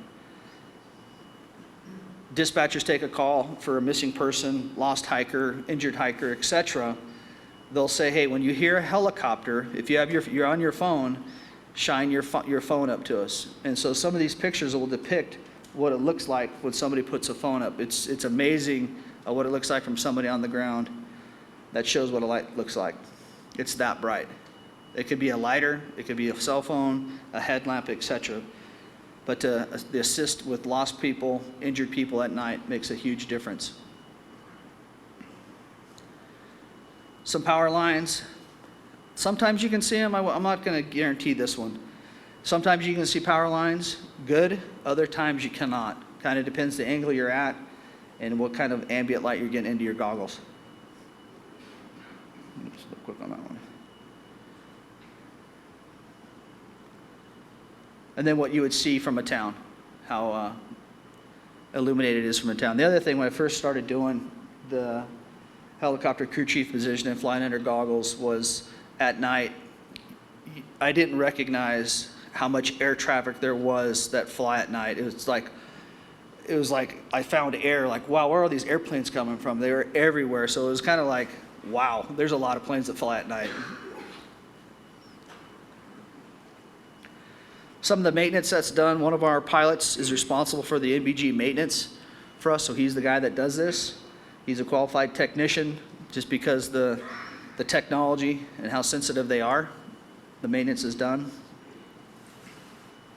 Each helicopter crew chief has their own set of NVG glasses and their own helmet attached to it, so they're not constantly changing out helmets and goggles. So they have 2 helmets. So I talked about ROP. So we have our own operational procedure that we use within our county, because it's just a little bit different than what the federal land agencies have to do. For example, we're a professional fire department that has a 24-hour communication center, so we don't have to worry about a dispatch center. Our helicopter goes on a lot of initial dispatches, whether it be for auto accidents, cliff rescues, technical rescues, backcountry injuries. They're on automatic dispatch, doesn't matter if it's night or day. So we had our own. So the fire scope, this is kind of what we preach for all the local government helicopters in Southern California, is the fire scope night flying guideline. The fire scope group put it together, all vetted it, and all of us play by these rules. And then the IHOG. So kind of the stuff that the fire scope manual talks about, the decision to fly helicopters at night for water driving is only considered after a thorough risk-benefit analysis. Nighttime helicopter operations may be appropriate in situations where the following conditions exist. Again, back to the same thing Sean talked about. Lives are threatened, structures will be threatened, resources or infrastructure of significant values are or will be threatened. Costs, everybody worries about the big dollar. And the biggest thing I see for this, besides lives and values at risk, is this right here, the suppression costs and how much they are. If you can do something at night, temperatures are lower, typically RHs are lower, fuel moistures are lower, you have a better opportunity to do something at night, where you can hold something in place. And you have to, real quick stop here, this is all for IA for us. This isn't large fire support, this is all IA within the 4 walls of our county and close to it. So this is just for all IA stuff for us. So we're trying to prevent that fire from going large, so we're not buying lunches the next day. So the goal is to keep it small while we can. Fire behaviors within the threshold. Probability of success is high. And the mission objectives and outcomes must justify the risk. It's always the risk versus gain. Are what we're doing worth it? Is this fire too past our threshold that we can do it? Are we going to be okay, putting our pilots at risk doing this at nighttime? The other part about this, the mission part in our county, our pilots are full-time agency pilots. They work in our county the whole time. They're familiar with the county. They don't have to worry about going to different forests, different counties. It's for our own IA. Ventura County is approximately 365 square miles, and so they're very familiar with the county in which they work in. So there's not a lot of country that they're not completely familiar with. So they're very familiar with hazards, routes and patterns to these areas to get to.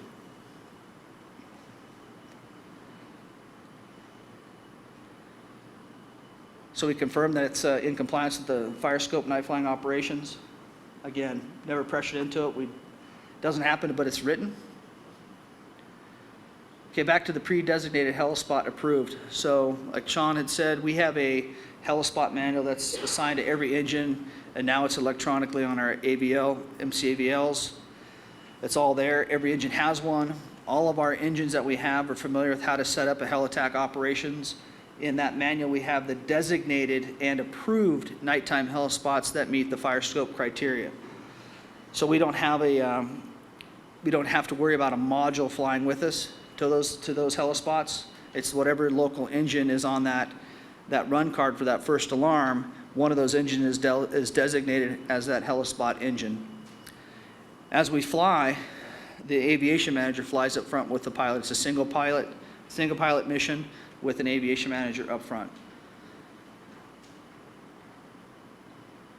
Engine supports it. Like I said, all designated helispots, dust abatement and adequate lighting. And the pilots need to be familiar with the terrain.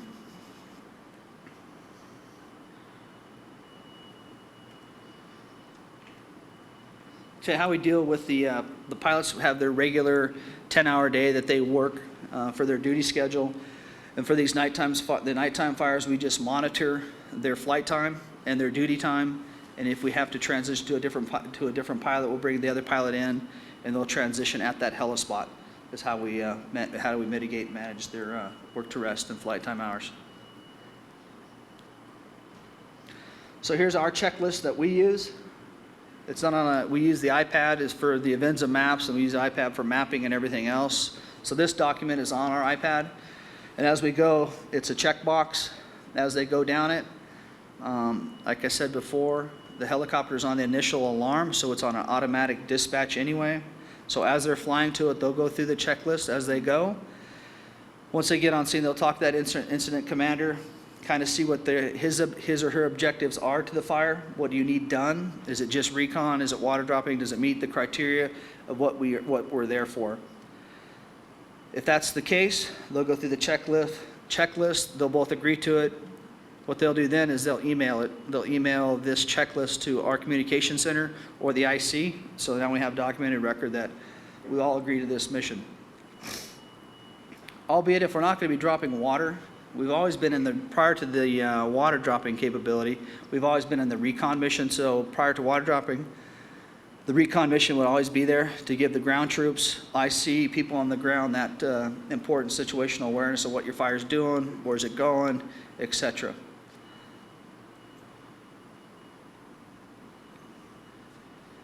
So this picture, I don't know if you guys heard about it, we had a fire on Christmas night just north of Ventura, the city of Ventura along the coast. Ended up burning a little over 1,200 acres in a 24-hour burn period in a pretty severe north wind. All these fires that we'll go over, just a couple of them, all happened under east wind conditions between mid-November and the 1st of January. And this was a Solomar incident. This is what we had last year, 137 brush fire responses, and 31 of those were at night. This is the Burson fire. It happened up on the LP, up in their forest, right adjacent to Ventura County property there. It's where the Condor Sanctuary is. It was recon only for this one. Reason being, it was no threat to anything, no infrastructure. It was burning in grass only. So all we did on that fire was recon only.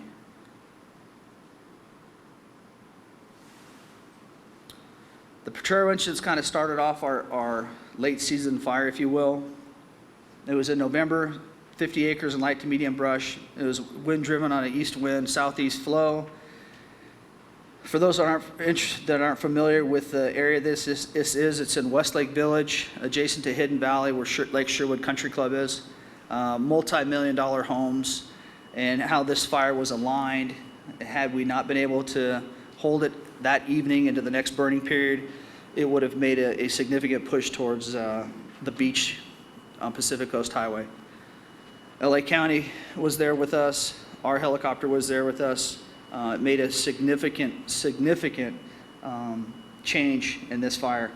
We had a line around it. The fire started at 2:45 in the morning, and we had a line around it by 8 o'clock in the morning. We did have CAL FIRE air attack and CAL FIRE tankers up over at first light to reinforce some lines, but the fire was held to 50 acres. Had a designated helispot that we did 20 drops out of.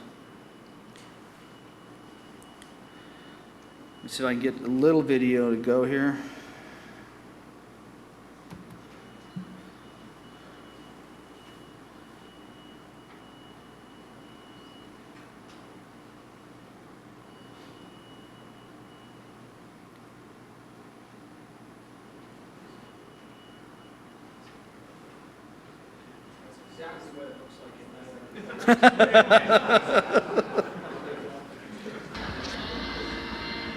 So you can hear the boys in the ground digging.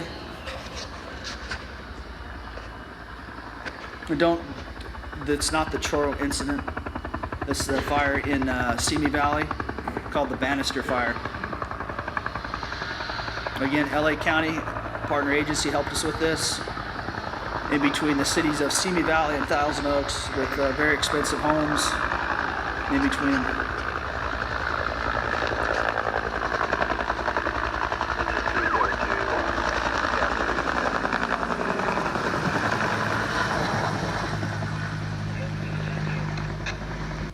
And that's kind of what you see.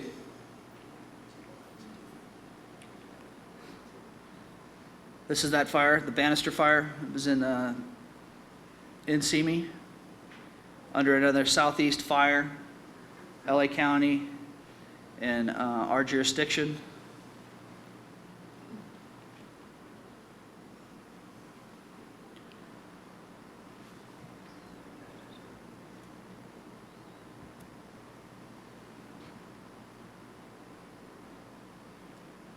Another video that should pop up.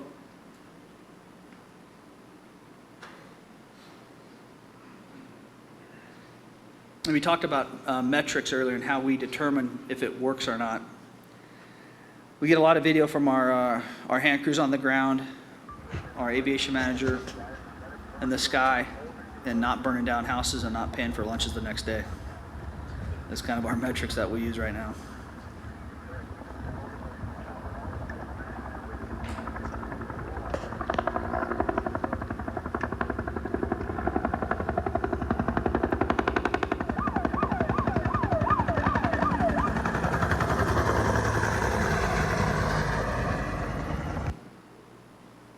So it's very effective at night, and it works. And the big difference is a Type 1 helicopter from LA County. That's the game changer at night when you can put that much water on the ground.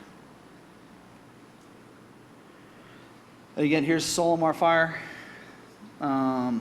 Christmas night, it was 1,200 acres in 24 hours and 95 drops from a fixed helispot with LA County and ourselves, transitioned the next day to 4 other helicopters all day long. And fortunate enough that we were able to hold it at 1,200 acres under a very, very strong north wind with no documented fire history on this particular slope. The drops they did here helped protect structures on the Ventura side of the fire and down on the beach, Solomar Beach. Those are familiar with that area. This Piru fire was the 16th of November, started at 7 o'clock at night, a north wind in the oil patch between Ventura and LA counties. Super difficult access to find out where it was and how to get to it. And this particular fire, again, assistance from LA County partners and our helicopter held this fire in check until somebody could get there. And it was held to 5 acres in a southeast wind. So another time where two machines held it in place until we get ground resources on scene. Again, didn't have to buy lunches the next day. This is Helispot 35A during the Potrero fire. It's a dual pad helispot. Kind of the ambient light what you see. It's next to a pharmaceutical company in Newbury Park.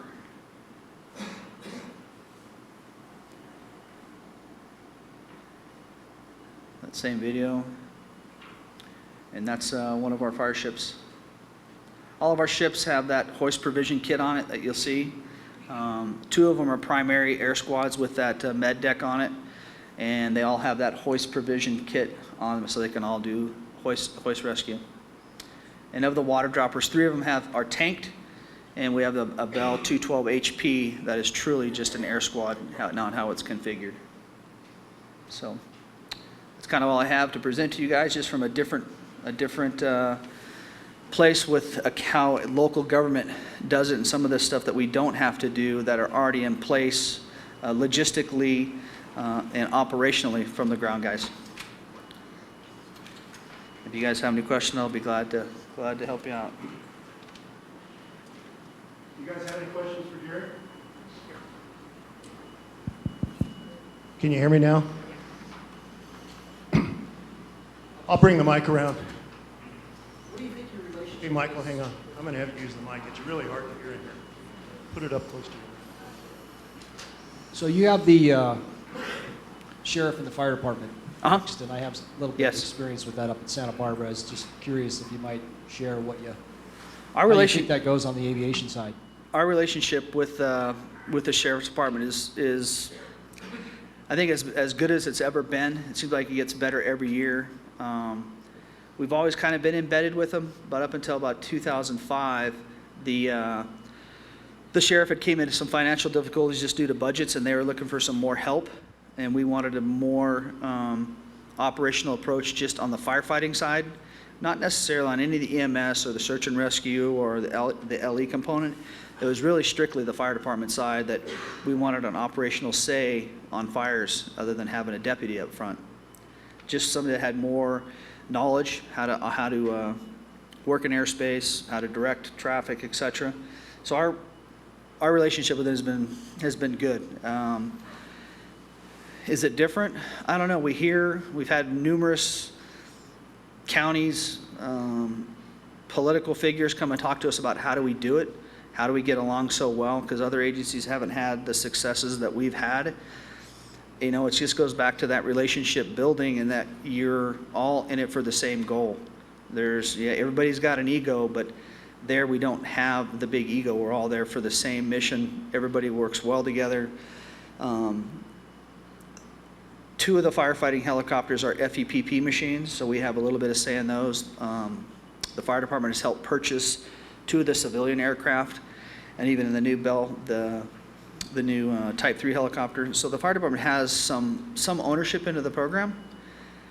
Sheriff's Department's had good leadership in there to direct their guys. I'd like to think that the fire department has had good leadership in there to put the right fit of guy in there to make it successful, because we all know if we put a bad person in a good spot, it could go bad.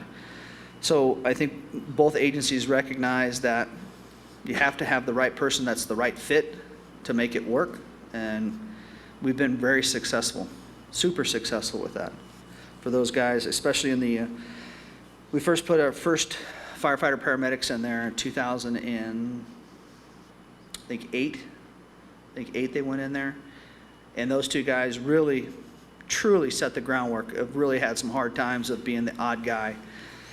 Historically before that, and even to this day, there is still a volunteer search and rescue program that the sheriff has, and that's staffed by a volunteer paramedic from one of the local ambulance companies. So now here you have the paid guy coming in there and doesn't want to step on the volunteer's toes, and we don't. We always let the volunteer, it's his job, you do it. Well, we're here if you need us, is the goal. And the fire chief has been very, very upfront with us. Hey, we're not going to let the sheriff fail. If the sheriff fails, that means we failed. And we answer to the board of supervisors, and we don't want anybody to fail. And so, I think through the years, the relationships have gotten stronger and better, and it's just a very, very successful joint aviation unit for the same mission.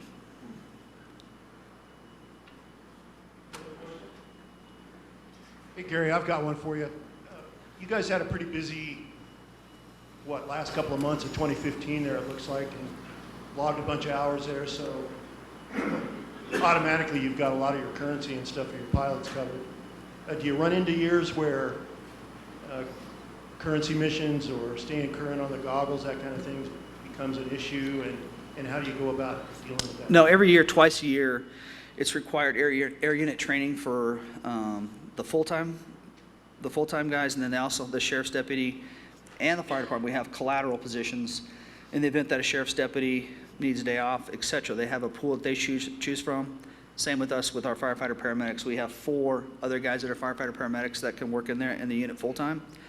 So twice a year, they go out there and do that currency training. And even if the currency training is never a problem for us because we're going into the LP, we're going at night on car accidents, lost hikers, et cetera, et cetera. So we're always kind of in the field, but it's for everybody else that doesn't necessarily get it all the time. The full-time guys get it just because it's their day job. It's more for the collateral guys that don't get it all the time. Yeah, I think you might have explained that once. I'm not sure I caught it in the slide, but I was just curious. Yeah, you're right. You guys have another number of all-risk missions that you guys are flying anyway. So, all right, Bob, you have a question over there? Come around and get one.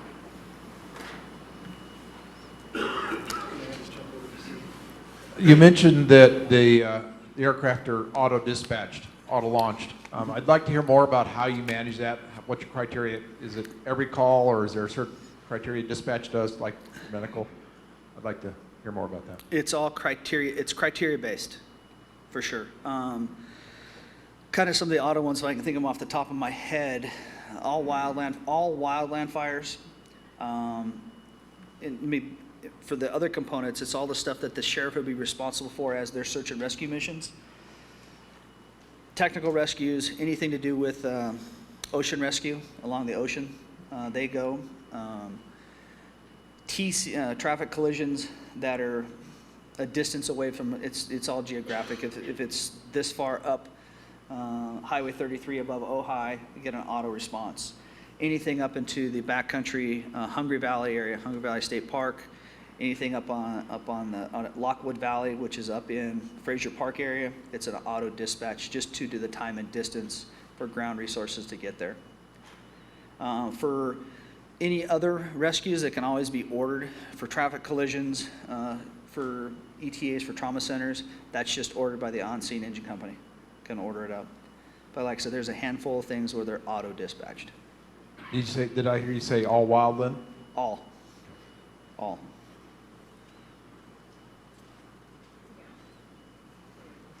Other questions?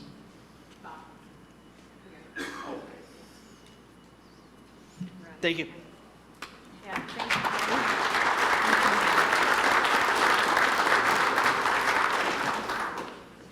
All right, and if you have questions that weren't answered, we hope that you'll ask them tonight at the networking event, and then there'll be a period for Q&A tomorrow as well.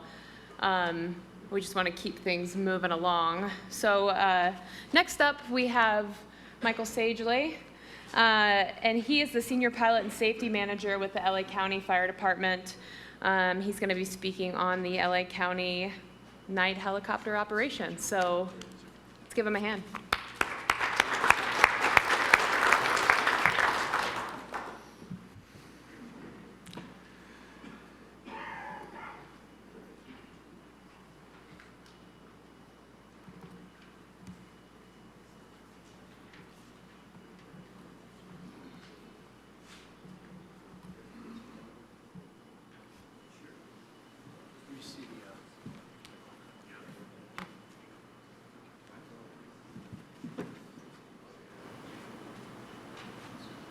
Okay, I'm going to try this with the microphone. I think I turned it off. Sorry.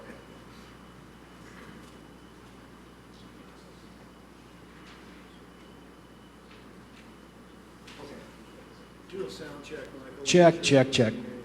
Yeah, I'm going to try this. Let me know if it doesn't work too well. We got a couple things going against us. One, I don't project very well with my voice. Just ask my wife. Two, I'm recovering from a pretty substantial cold, so my voice is out. I was skiing in Vail all last week. Three, yes, I do want to move here to Colorado. And, what I'm going to do, it's pretty interesting. I was sitting back here listening to some of the presentations, and it's pretty exciting to see the growth of the nighttime aspect of firefighting. when I first left the military, one of the things that I was fortunate enough to be involved with was quite a bit of night flying. And now I'm seeing the growth. I'm seeing the growth potentially at the state level. It's obviously growing at the federal level with the 531 ship. And of course, here in the state of Colorado, they're considering it. And also in the state of Washington, where a friend of mine is the PM there for it. So it's pretty interesting. A little bit about my background. I'm pretty much, most of my background is from the military. I spent 22 years in the Army as a retired warrant officer.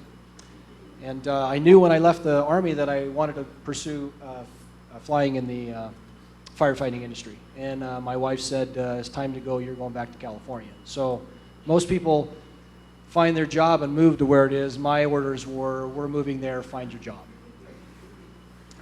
But I grew up in Southern California, so I was familiar with most of the programs there, and LA County was certainly the one that I was looking for. That was primary on my radar. So when I left the military, I took my first job with a contract aircraft, and lo and behold, if it wasn't sitting smack dab in the middle of LA County with 531, which is the Foxfield Chileo bird, or was it the Chileo bird.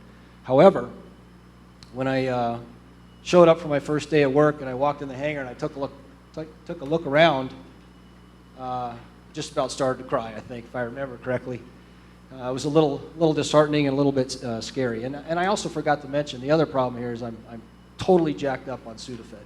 So if I'm moving a little fast, talking a little fast, the slides are going back and forth, please bear with me. All right, so retired in 2007. Got that first job doing contract work, got on with Santa Barbara County Fire Department, got hired with LA County in 2009, and then subsequently promoted to the position that I'm in now, which I'm actually no longer involved as a safety manager. I'm involved with training, and as we all know, everybody's a safety officer, right? Okay. So this presentation here is kind of interesting. It's a little bit different, similar to Ventura, but I think we're getting a blend here. And what you're looking for, if I'm not mistaken, is a little information on what it's going to take for you to stand up a program, which is what really sparked my interest to want to come out here and participate in it, because I really would like to be involved, not necessarily just within LA County or in the state of California, but maybe nationally on the growth of this, because I think it's important because there's a lot of safety implications. There's a ton of money involved in it in terms of capital investment that's required. Hiring of personnel, training of personnel, and that doesn't even get to the operational aspect of when you actually put the bird out in the air and have them working. And of course, what you need here in California is probably somewhat different because you have timber and you have other types of fuel sources versus what we have in LA County. So we'll get on with it.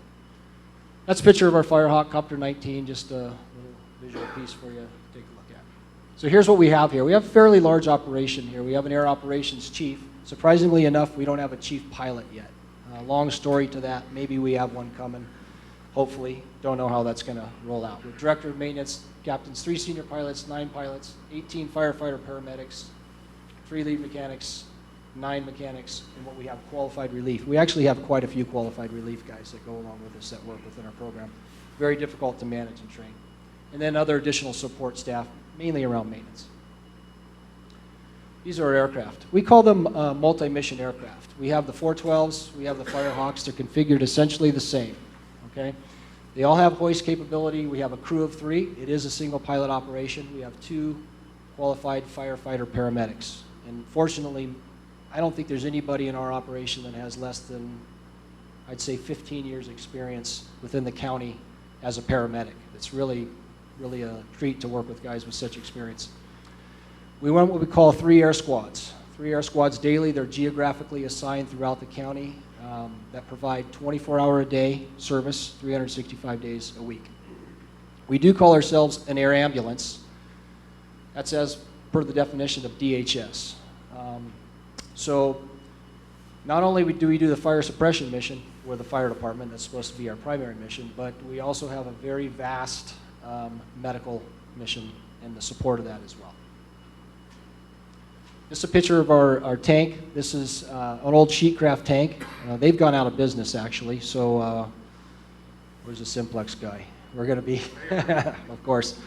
They're still working pretty well, but this was, you know, obviously quite quite an older design, but they're very robust. They've lasted for quite a while. They hold 360 gallons plus or minus on it, and they are only installed on our 412 aircraft. That's our Firehawk, Type 1 1,000-gallon tank made by Aero Union. Of course, Aero Union is no longer in business as well. You can see the extended strut configuration. See if I can get the laser going here. Yeah, right there. That's an additional modification to the aircraft that allows the space needed for the type of tank that we have. And it does have a coverage level adjustment capability on it that you can manipulate in the aircraft. So why do we like this tank so much? The depth of the tank is what will really push the velocity of the water out through the doors, giving it exceptionally high head pressure. So what that allows us to do with the coverage level selection is get exceptional penetration on relatively heavy brush, actually getting the water through that. The doors, it's a single line of doors through the center line of the tank, and they open up and they either move variably or they open all at once depending on the coverage level of it. The extended struts also allow us to do our mission in terms of actually putting fire crews on the fire itself. There's still a clearance problem on the aft end of the tank, but the clearance that it allows us with the installation of the tank also allows us enough clearance to where most of the time we don't have too much trouble getting the guys on the ground. And if we do, then we either do a one-wheel, two-wheel, or even a hover step operation, which are authorized within our operations. Okay, a little bit about LA County. Quite a big population, no shortage of people trying to kill themselves nor starting fires, obviously. We have about 4,000 square miles. We have coastal region, we have desert, we have high desert, we have 10,000-foot mountains, we have it all. And that makes for some pretty unique flying, some pretty unique environmental challenges. It's not uncommon to have significant wind events. It's not uncommon to have 30+ degrees Celsius at, say, 5,000 feet in elevation, which obviously poses some pretty substantial performance planning issues when it comes to actually carrying loads of water and firefighting on it. Now, I have some numbers out there about what we fly annually. That varies fairly significant. Hoist rescues, they also vary as well. But you can see we have a significant number of vegetation fires. Okay, and this will tie in later when I show you some other information about why do you really want to have a program and how do you validate whether or not there's a need for it. Our NVG hours, they vary, probably in the neighborhood from 10 to 15%. And believe it or not, a large number of those are involved with the EMS operation. We have an attitude here about our fires. We send more than we think we need. We jump on it right away. We put it out as quickly as possible. We've got a lot of urban interface, a lot of high dollar value structures almost everywhere throughout the county, and our whole goal is to put those things to bed as soon as possible. And I think this year has been a telltale sign of that, and that we've been pretty successful in that we haven't had large fires. And we haven't had large fires for several years. And in fact, unfortunately, a typical initial attack in the Southern California region will get you about 11 to 13 aircraft, depending on what's available and what other resources there are throughout. So managing that airspace-wise, as you can imagine, is pretty significant. In fact, it's downright horrifying. One here to take note of, 50% of it's in a mountainous terrain. And with that, obviously, comes the challenges of those terrain, fuel, and/or wind-driven events, and the fact that you can't get personnel to those areas, and that's where the aircraft truly comes into effect. And that's kind of what I would see as the advantage here in Colorado. It's because it's so remote. These are surrounding areas that all have night vision goggle programs currently. LA City is a 24-hour. Ventura County is not 24-hour. Santa Barbara is not. Kern County is not yet. Orange County is. San Diego City is, and of course, we are. Okay, a little about the history of our program. Sean had alluded to it. They had a mishap in 1977 with a Forest Service aircraft that shut down our program completely. I read the complete accident report on that and found that this is an accident that could probably take place today. I don't think the likelihood of it would be nearly as high as it was back then. Has anybody in here besides maybe Kim used PVS-5s to fly with? Horrible, right?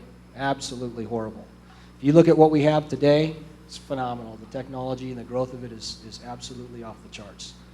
So it doesn't really matter. The point is, when you have a fatal mishap like that, you know the heat comes down, everybody starts looking into everything, people want answers, next thing you know, they're saying, shut it down. And that's what happened to us.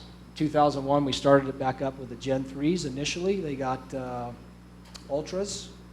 We also have Pinnacles and Infinities. I'll talk a little bit about that later. We're looking for white phosphorus, Kim, and we're going to turn in some of our stuff for you. That's just some of the past fires that we've been on that would be considered campaign fires, meaning they go longer than 24 hours, which means we're working pretty much throughout the night. And as you can see, in the last 2 to 3 years, very minimal that we've been involved with, just kind of what I would call local stuff. Okay, so why use NVGs for your night flying program? Why not just go out at night? Well, if you've used them, the answer is pretty clear, right? It's because you can see things. You can see the terrain, you can see the hazards. It's a dramatic improvement to the safety of flight at night. I don't think that there's any real question about that. You can see through light obscuration, meaning the smoke. Can you see completely through it when it's heavy? Of course not. But if you compare that to the naked eye, obviously there's a substantial improvement in what you can see and do. Being able to see the other aircraft, the lighting systems that we have on the aircraft now, it's almost impossible to not see that aircraft 10 miles away. What's the biggest factor there? You gain tactical advantage at night on the fire. The temperatures usually go down, humidity goes up, wind typically will go down. With that, utilizing the aircraft, and you don't necessarily need to utilize the same number you might employ during the day, you can get the hand on it. And that's typically why that matrix for the night flying has gotten to the point where when and why do we use it? There's always, you can always make the argument there's a tactical advantage when night comes around. The question is, what do you really get from it? And that's where the decision making of the leadership comes into play, and they decide whether, one, it meets the criteria, two, is it really going to make a difference? Feel free to ask questions too. I'm open to that as we're moving. Well, I guess we can't, right? I got the microphone. That's not good.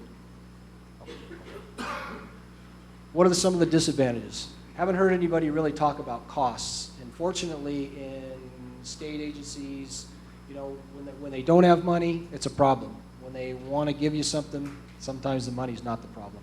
But you got to look at several things that go along with the cost. One, you got to look at the aircraft.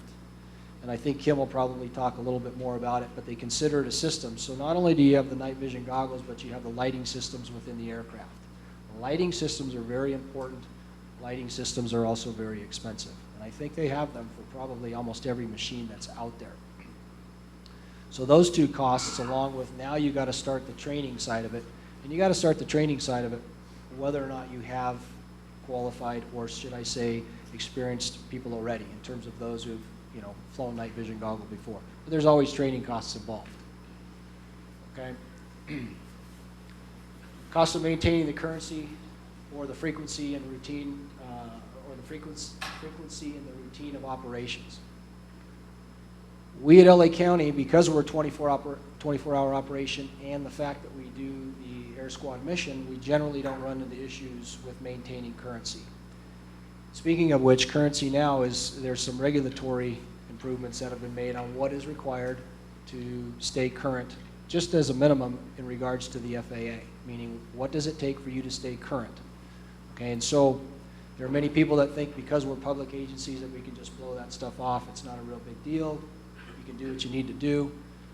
Well, I don't think there's anybody out there anymore today that's living by that. We try and live by that right up until our mission is such that we're out in that gray area beyond the regulatory side of it. So regulations are changing, and they're improving actually for the better, but that's something that you're going to have to be concerned with and live with along the way. So some of these others are pretty much regular limitations of night vision goggles. Maybe you've seen them before, maybe you've not, but 40 degrees. 40 degrees is not very much compared to the naked eye. It's like looking through a toilet paper roll. Is that a limitation? That's an absolute limitation. Why? Because in order for you to see the entire scene that you're operating in, you have to move your head literally from the far left to the far right in order to take in all the information that's there. So when you're looking through a little 40-degree circle and you don't move your head, that's the only thing that you're going to see. And that could be missing a hazard, it could be missing an aircraft, it could be a lot of things. So that's, and they're not going to really get any better, at least not for a lot of years. They're working on wider field of view systems, but I don't think they're coming to aviation, you know, really anytime soon. And when they do, they're going to be really expensive. All the visual illusions, limited depth perception, and which I'm not going to get into, but the dynamic range of the systems. The fire puts out a whole lot of light, and that whole lot of light makes those systems actually, in some points, become a detriment to safe flying. In other words, they're washing out, and the light is so bright it's actually hurting your eyes. So, of course, that's going to adjust the way you fly, but the bottom line is, they think, oh, gee, I put these things on, I'm flying at night, I can see everything, it works all good. Well, that's not really quite the case because of the limitation of the light that's put out by the fire. So what is the solution to that? Well, that's something that you can develop in the way that you actually fly. I guess my point of that is it's not a catch-all fixed solution. Just because you go out on a fire and fly at night with goggles, it's going to be perfect and you can do everything in the same way that you would during the day. There's a substantial limitation to it in the way that you have to fly the aircraft in order to maximize the use of those goggles to be effective, you know, for your safe flying. So low-time pilots may exceed their skill limitation. There's two things that I've run into as I've gotten further into this. One is a very experienced aviator that's never used the systems before that puts them on and goes, wow, I can actually see at night. This is great. They bring all that aviation experience to them, but they don't really understand or have not learned yet the fine pieces and parts of flying at night with night vision goggles, and I would use the analogy. If you take two people, one has no experience with the use of the systems, and you take myself, I'm going to see things at 400 or 500 yards or 600 yards out that I'm going to recognize or identify as a potential issue versus the guy who might not see it until it's 50 or 60 yards in front of him. Okay?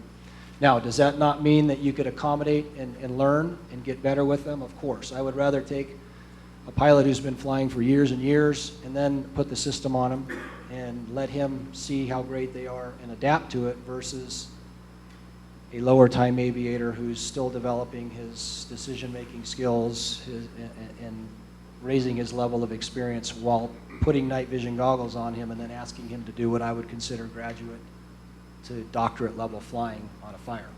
Okay?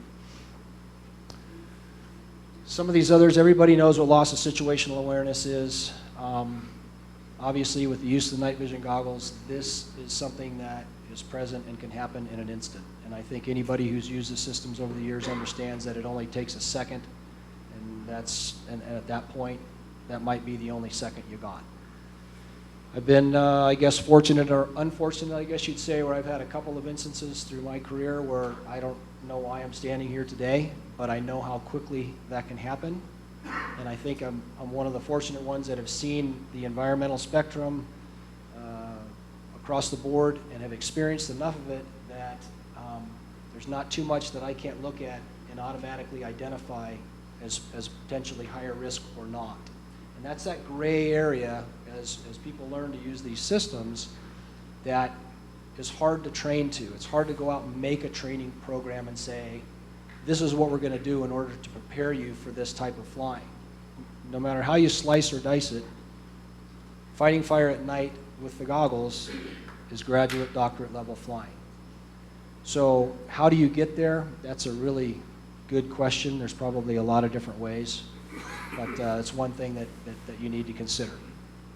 So what is it? It's an overall substantial risk to your aviation operations, period. No matter what. When you start it, that's something that you're going to have to address and deal with. Michael, what's the CFIT up there? Controlled flight into terrain, Okay. potential CFIT. So loss of situational awareness or spatial disorientation for aviators, you understand what that is. You have no relation to the center of the earth. You don't know whether you're upside down, right side up, or inside out. And when that happens, in an aircraft, that's sort of what I call the third dimension. Next thing you know, you're not in a 20 or 30 degree angle of bank, you're in a 50 or 60 degree angle of bank, and you're heading for the ground.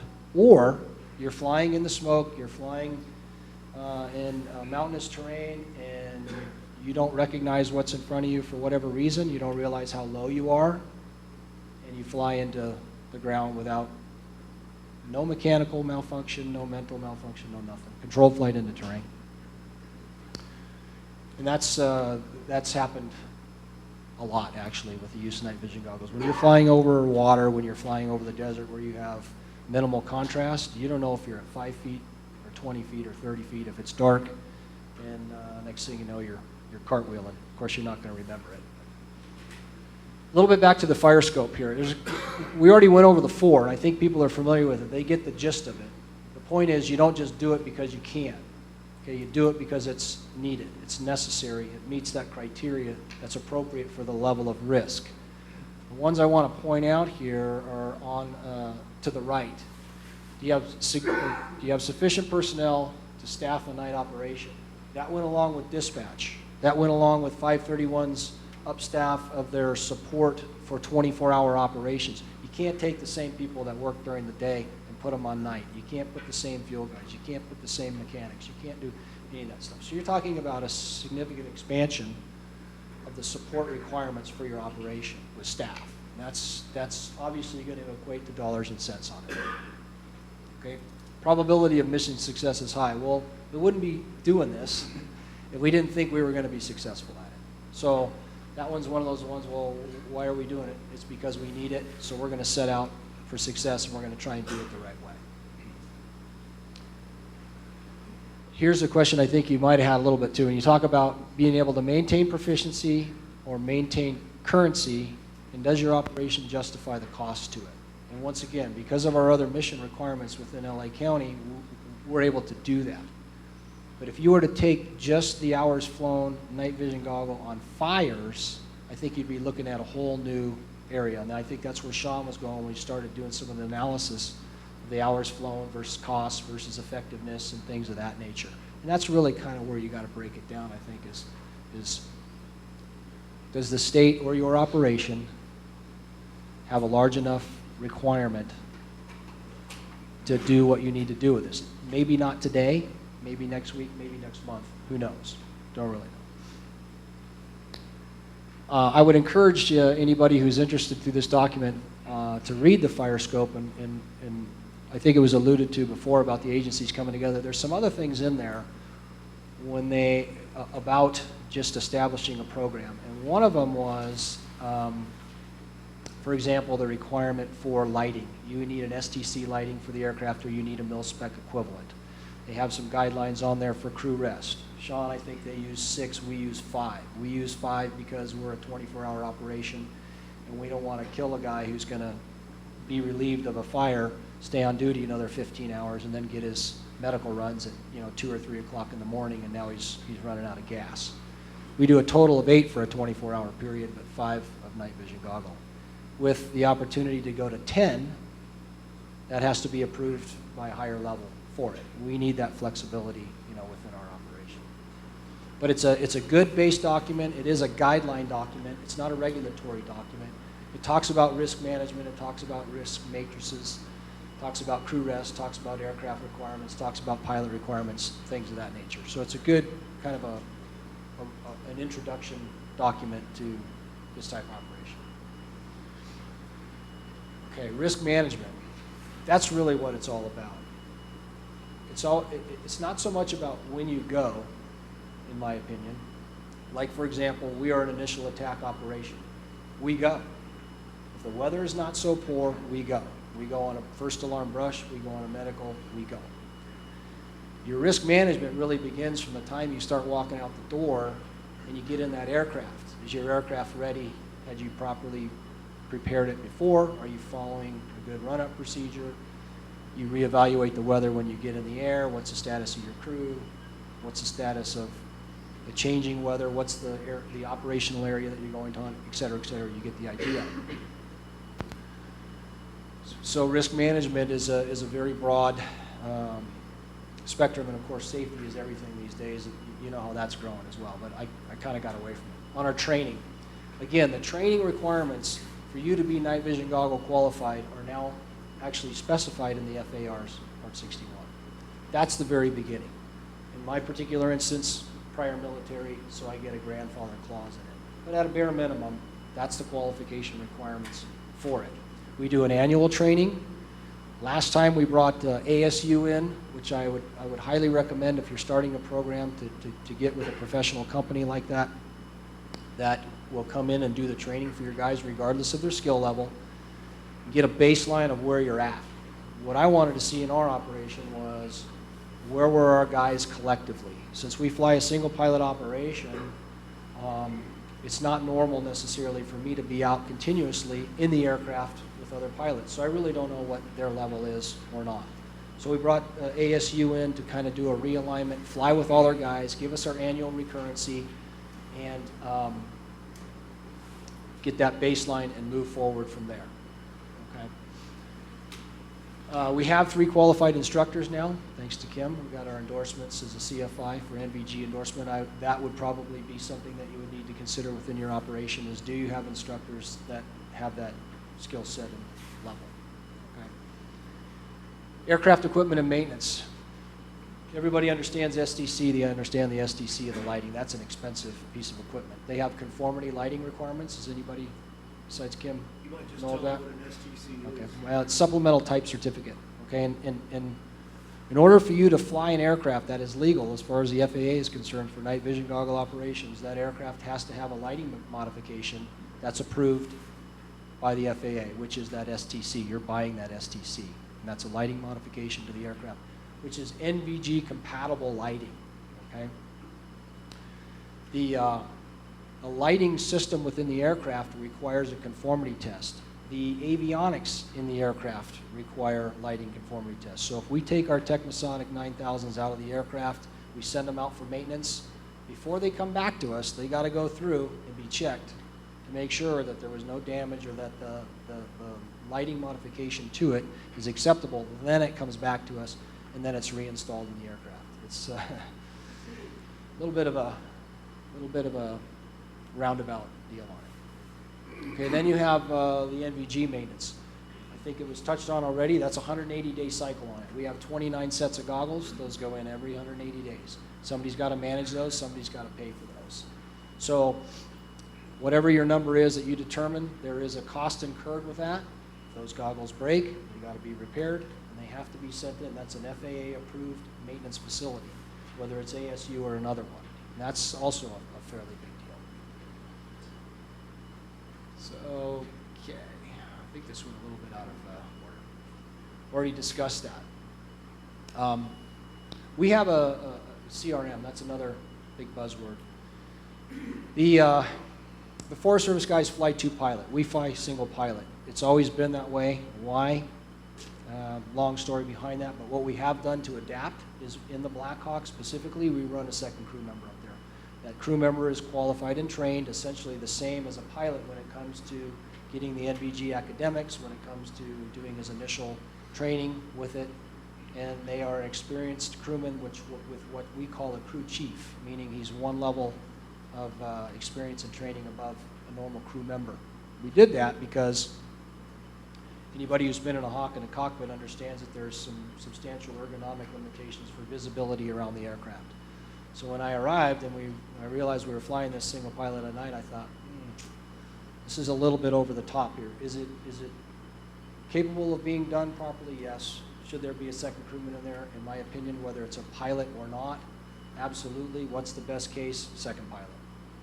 I hate to advocate that against my own operation, but at the end of the day, when we talked about loss of situational awareness, when we talked about spatial disorientation, second pilot, there to save it. In fact, a little war story for me, if it hadn't have been for a second pilot in the aircraft at the time, I wouldn't be standing here talking.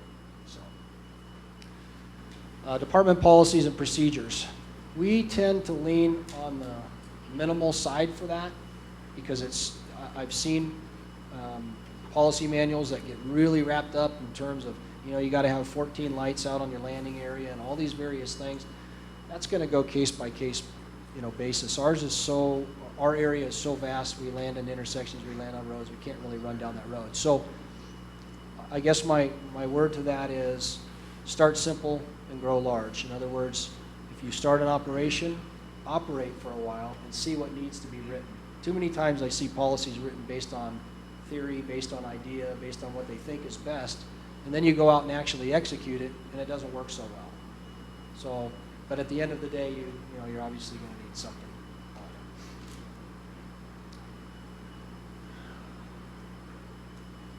I think we already touched a little bit about this now. This aerial supervision, I want to give a little more plug in there for RICO. A couple of years ago when we started this, there was a lot of, I don't know, I guess you call it apprehension because, Forest Service in LA County, look what happened last time. Old history, whatever it was. I've been personally very impressed. Here's your prop for 531. Big growth development from start to finish in a very well done crawl, walk, and run. And we met with them early on, met the pilots, met the crews, talked about what we were doing, and there's been several operations now over the past few years with 531. My point on this is the aerial supervision. The fire scope guidelines say two or more, I believe, unless I'm mistaken. 2 or more, they'd like to have aerial supervision on it, and that's at night. That aircraft can provide so many capabilities, which basically means a pilot has nothing to do but worry about maneuvering the aircraft, not hitting another aircraft, and dropping water where water needs to be dropped. That's the way the world is supposed to go, in my opinion. I'm very big on airspace management. There is a maximum number of aircraft that's safe on a fire, and at night it's substantially less than during the day. There's no two ways about it. My guideline is everybody knows exactly where the other aircraft is at any given time. If you don't, that's a stopping the operation at that point in time. And if I hear it in the voice of another pilot, then that's stopping the operation at that time. And the aerial supervision platform can play a very large part in that. You have that MMA bird, that's your aerial supervision right there. You got that nut crack pretty much. So that's a really big deal. They can play ATC up there and provide all kinds of wonderful information.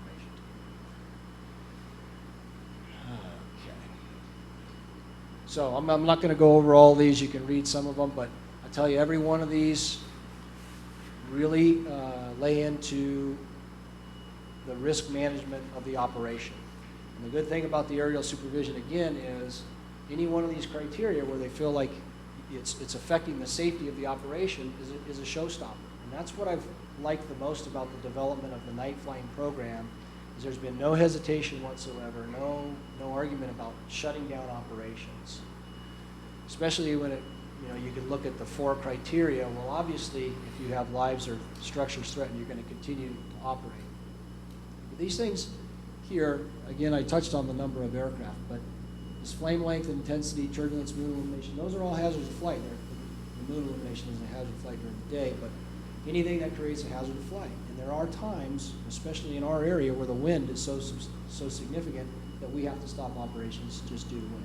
We get those Santa Ana events.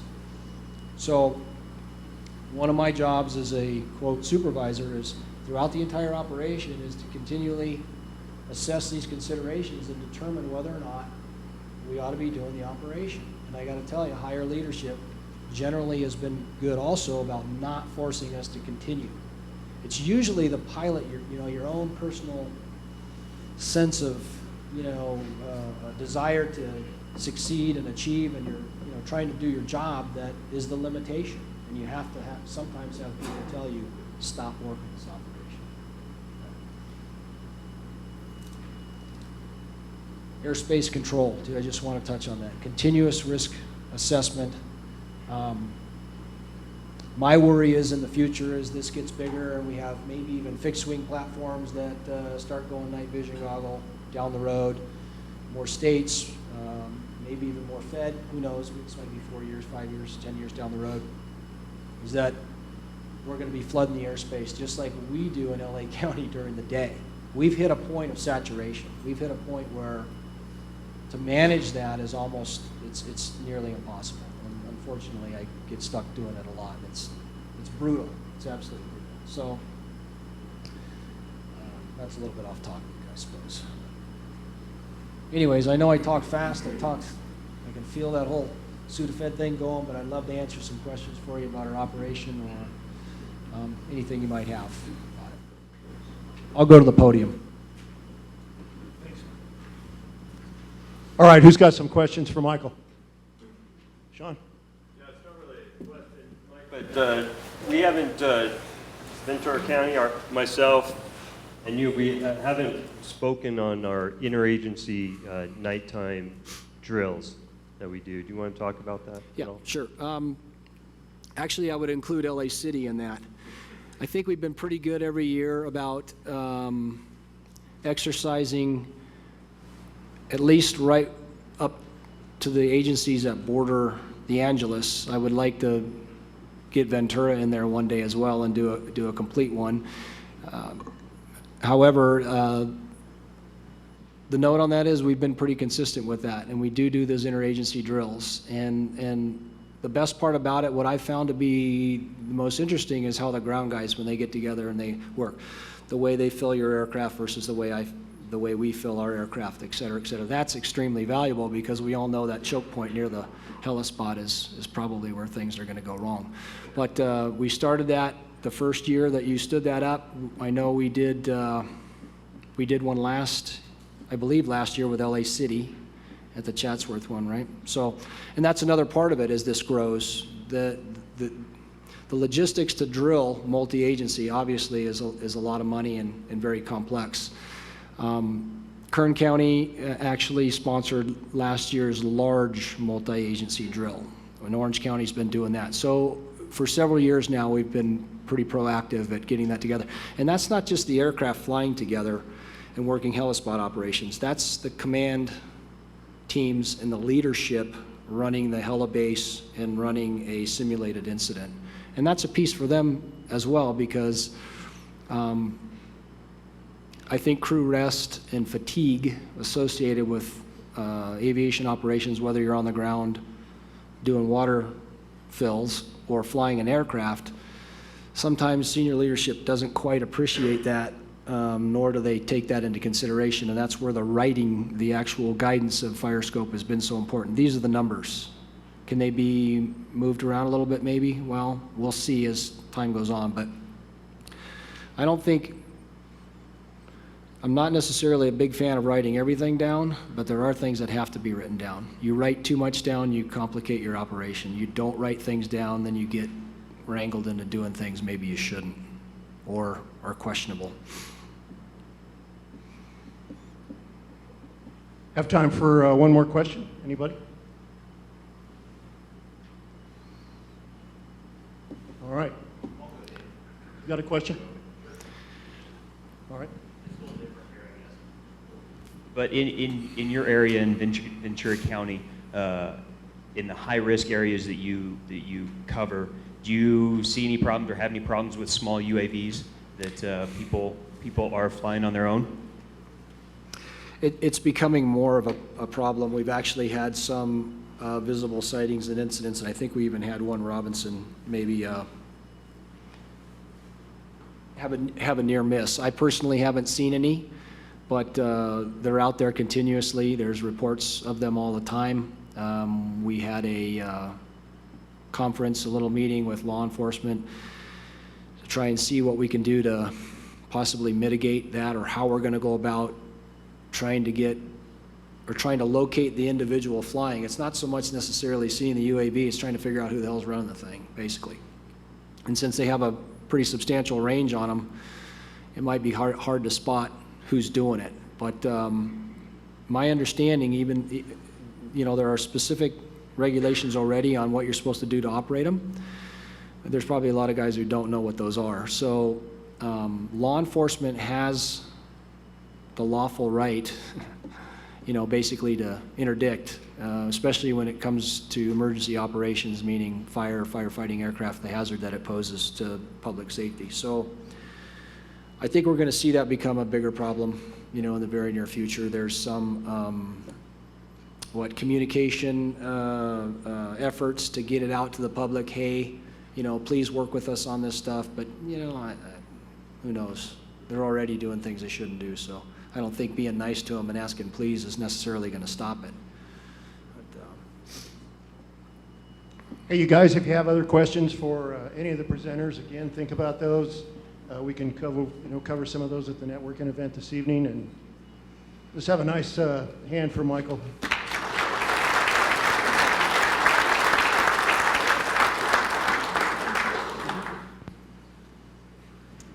All right, we are on the home stretch. Quick announcement, classes at Colorado Mountain College start at 6 o'clock tonight, and so they're asking if we can be out of the parking lot by around 5:30. So if you guys would not maybe mill in the lobby and save your networking for the networking event, or the Hampton Inn lobby, either way. I just told him I would make that announcement. So last but not least, and Brad has another challenging last name, Keckeritz. We have Brad Keckeritz, the Division Chief of Unmanned Aerial Systems with the Department of Interior Office of Aviation Services. All right, and he's going to be talking about unmanned aerial systems in night operations. So let's give Brad a warm welcome.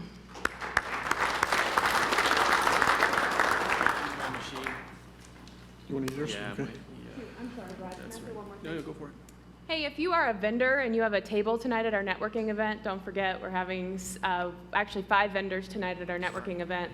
If you could meet Bob out in the lobby, he's planning on heading out right around 5 o'clock to get you over there and get you set up. So if you guys want to take off shortly after Brad's done, meet Bob. Thanks. All right, give me a second to hook up my computer because our IT department's almost successfully locked me out of doing any productive work, but I think I'm going to be able to get around them here. So the screen's just... Is there a, you got a power supply handy? All right.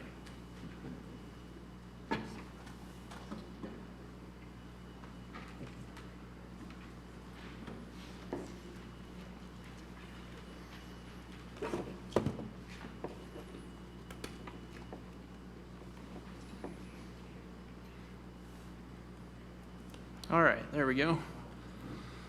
Well, thanks for having me. Again, my name is Brad Keckeritz. I'm the Division Chief for Unmanned Aircraft Systems with the Department of the Interior Office of Aviation Services.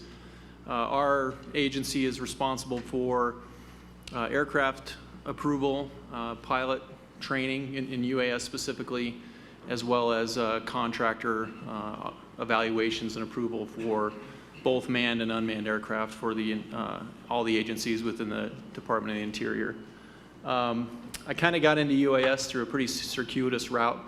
I started fighting fires. I'm a Colorado native, so go Broncos and go Rams.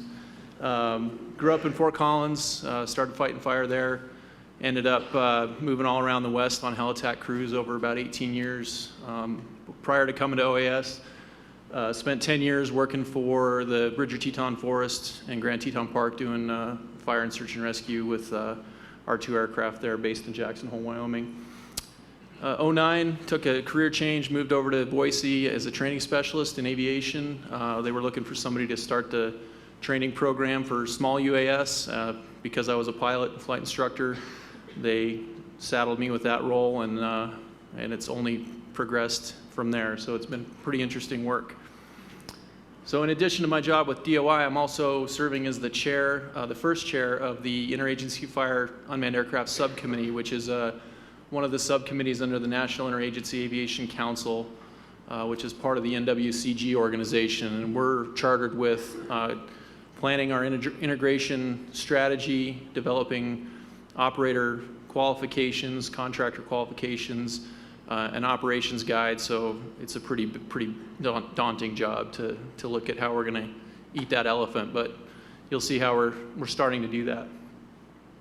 There's been a lot of interest over the last few years in unmanned aircraft. Within DOI, it was predominantly the scientific community that really pushed the UAS integration.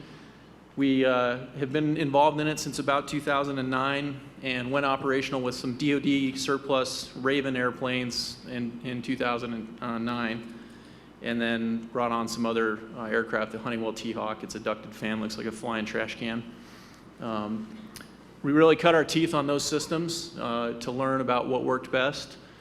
And from there, we developed a training program. So DOI has its standalone FAA-approved training program, which allows us to basically train and certify our own in-house operators to conduct missions for the Department of the Interior. So from that training program approval from the FAA, we moved into an agreement with the FAA that allows us to fly anywhere in Class G airspace. Now this is talking non-fire specifically, but it's kind of giving you a picture of how we've migrated from the non-fire and now we're getting to the fire world. As we continued to see more interest in using unmanned aircraft for fire, we determined that we needed to have some sort of a strategy for some limited phased integration on very selected incidents. So we didn't want to just say, okay, great, we're going to do fire in 2015. So we developed a strategy, ran it through the fire directors of all the federal agencies, got their endorsement, and went ahead with that strategy last year. As part of that, we drafted a national level agreement again with the FAA that allows us beyond line of sight operations within the confines of a temporary flight restriction. So that's kind of a big deal if you're familiar with UAS, is the ability for us to go beyond line of sight, because the challenge we have with unmanned aircraft is they don't have a detect and avoid system. So our entire airspace model is based upon seeing and avoiding other traffic, and a drone doesn't have any way of doing that. So we'll talk about some of the mitigations that we went through on the fires that we did last year.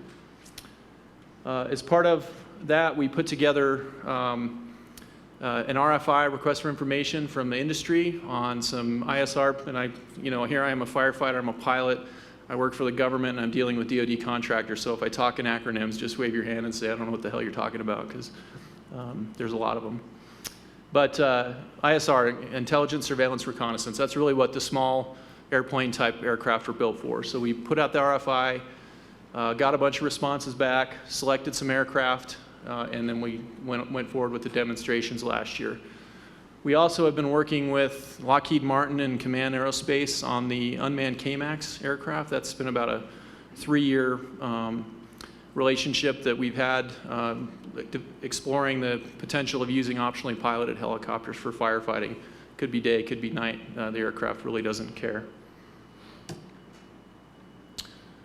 So these are the aircraft that were selected from the 2 RFIs that we put out, the Boeing in situ Scan Eagle aircraft. It's about a 10-foot wingspan, just under 50 pounds when it's launched. Service ceiling 19,000 feet. It's got both EO IR imagers, EO optical, just a day camera, and a variety of other payloads that they can put on that aircraft. We also tested the Textron Aerosonde aircraft, which is also a similar sized class aircraft. Had a variety of different gimbaled payloads on that aircraft that we flew on the TP Springs fire. The Stalker XE, unfortunately, we ran out of fire season. We weren't able to get that one out last year, so we may try and do something with that aircraft. A little bit smaller aircraft, but kind of some similar payload characteristics. And then, of course, the KMAX. Everybody here is familiar with KMAX.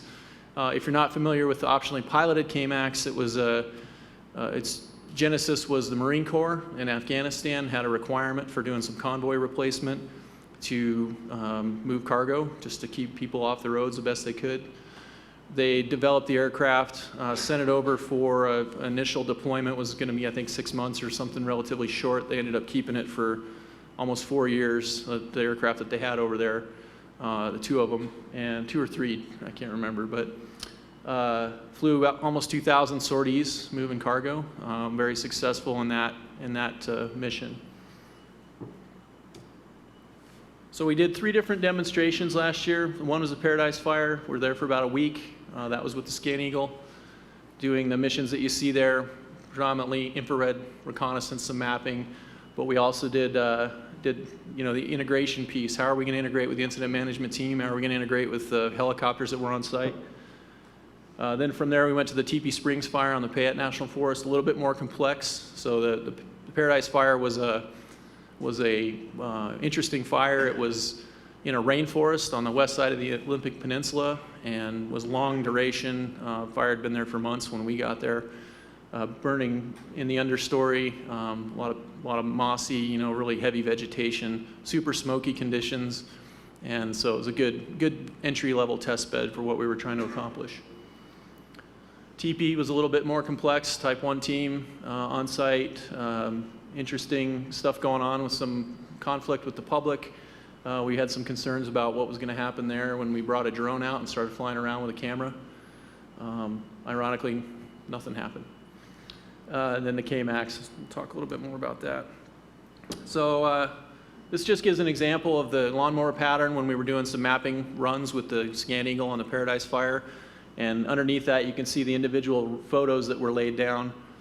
So this image kind of highlights two things: what the capability is and what some of the challenges we ran into were. So as you see, the shading on that image gets darker as it moves across the fire. Well, the sensor on that was designed to look for bad guys. So they engineered all the gains so that it automatically adjusted all the time.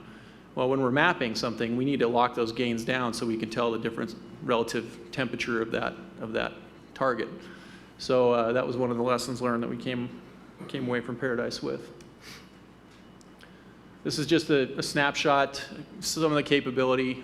This doesn't do a great job of depicting it, but right now with these aircraft, we can immediately take a snapshot, export that as a Google file, and email it to anybody real time, basically, of a fire location of a specific thing you want to look at. If there was somebody that had a request for a piece of information, those are the kind of things you can do. And oops, let me see here if I can run this video. There we go. So this is just imagery from the Scan Eagle flying over the helicopter that was dropping. Heard people discussing using the infrared camera on the air attack platform to guide the helicopters with the ATGS. We did the same thing. We took a qualified firefighter that was used to working with helicopters, put him there with the video screen right there in the GCS of the aircraft, had him watching and directing the pilots. What this doesn't show, unfortunately, because we didn't have the dual imager on there, is the smoke. So really the only heat that the pilot could see was the stuff that you see sort of torching out there a little bit. All of that distributed heat underneath the canopy, that's 300-foot timber, was more or less either invisible or just smoked out due to the pilot. So this really showed us that mid-wave IR camera was the right tool for the job in terms of heat detection and hotspot mapping.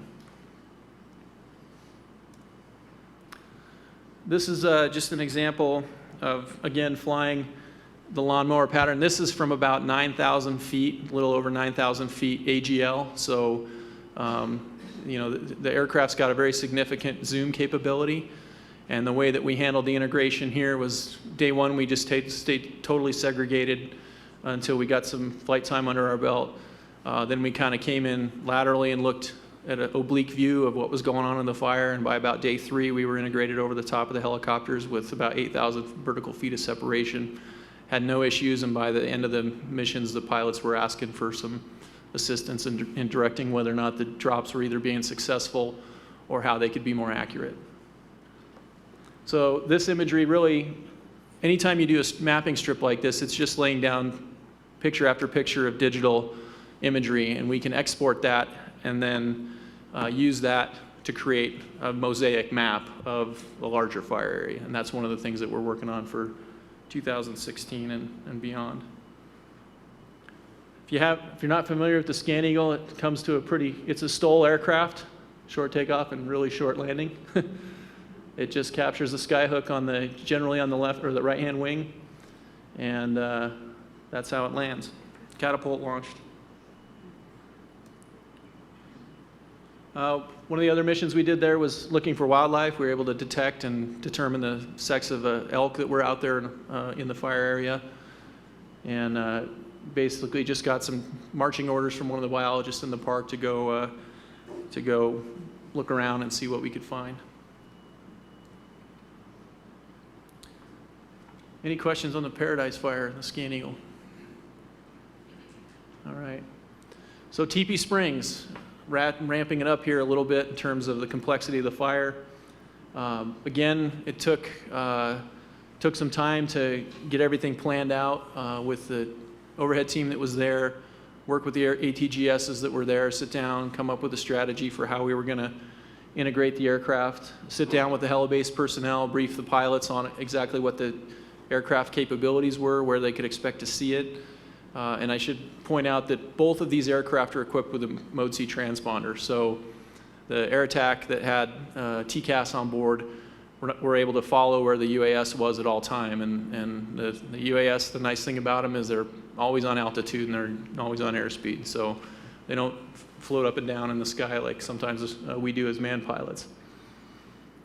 The way we segregated the launch and recovery was we just built a no-fly zone, or about a 1 mile ring around the launch and recovery point. And the aircraft would spiral up to get above the stack, come out over the top of where the aircraft were working, and we could stay well clear of all the aircraft. And by the end, the Air Attack were actually chasing the thing around so they could get eyes on it. They could follow it with the TCAS and go find the airplane. So the dual imager was really useful. So having the optical camera as well as the infrared camera was nice because you could toggle back and forth and see what you were looking at rather than just have one type of sensor. So that was one recommendation as we're going to go forward. That's going to be probably a requirement for most of the platforms we would get. I talked about the midwave IR. It's a very, very powerful sensor, and we'll see another example of that in a little bit. In this case, we did about 21 hours flying over 4 days, and we had no incidents on any of the fires that we did, any of the missions that we did. One of the concerns we had was no fly zones around private property because obviously drones can be a sensitive topic, and there were some pretty anti-government sentiment amongst a small group of public there. And so we determined that, well, we'll just stay well clear of any of that public or private land. And so I'll show you a map here in a second about that shows how we sort of went around or how we programmed the system to stay away from those areas. So nothing's perfect. We learned a lot. There were definitely things that could have worked better. Again, the sensor automation that was designed for the Department of Defense does not meet our needs necessarily when it comes to doing a mapping type of mission. So working with the vendors to set up those sensors so that they can capture the data that we need is really what we have to work on. Radio spectrum. So spectrum's a new gold. There's a limited amount of radio frequencies out there, and there's nothing that's dedicated for unmanned aircraft systems. So the platforms that we had in this case were on DoD frequencies, which to get that authorization to use a DoD frequency is extremely challenging. And so we ended up with about half the bandwidth we needed for the full range of the aircraft. And so we ended up not being able to use the full capability based on that spectrum challenge that we had. And then of course, line of sight. So when you're moving data, you know, the best way to align a sight connection with some sort of a radio repeater rather than like a SATCOM system, because SATCOM, high bandwidth SATCOM is extremely expensive and limited. And so trying to set up the infrastructure to operate within the TFR and yet move my data back to ICP is one of the challenges that you have with an unmanned aircraft system. Data link. So this map, the purple is just the no-fly zones that we programmed a quarter-mile buffer around any private land, and the aircraft stayed away from any of that private property, and we had zero complaints. In fact, even sent the manufacturer and a couple of our folks down into the town of Riggins, Idaho, sort of expecting a little bit of some fireworks from folks at a public meeting, and they were mostly just interested in the technology and how we were using it and what we were doing with the imagery. And so it was a pleasant surprise. This next slide just shows stock imagery from the gimbaled payload on one of the aircraft that we had. Gives you a sense of some of the definition. Now, this payload was not designed for mapping. So when you start talking about mapping, it's a different mission from ISR. And there's really payloads that are designed for taking high definition photographs. Some of the payloads we're flying on our own aircraft, you know, we're getting sub-centimeter resolution on our map data when we finally stitch it together. So we can we can identify a very specific item depending on the resolution that or the altitude and the resolution that the camera has. The problem with high resolution is data, is how do you take that data and rapidly turn it around into something usable for the folks on the ground. So can I take, the higher I am, the bigger the picture I get, the easier it is for me to stitch it together, provide it on a Venza map back to the folks in the field. If I'm trying to get really high resolution, it's going to take some time to process that data. So it's not an easy proposition to create a map really quickly. This is the TASE 400 LRS ball that was on the Aerosonde aircraft that was out on the TP Springs fire.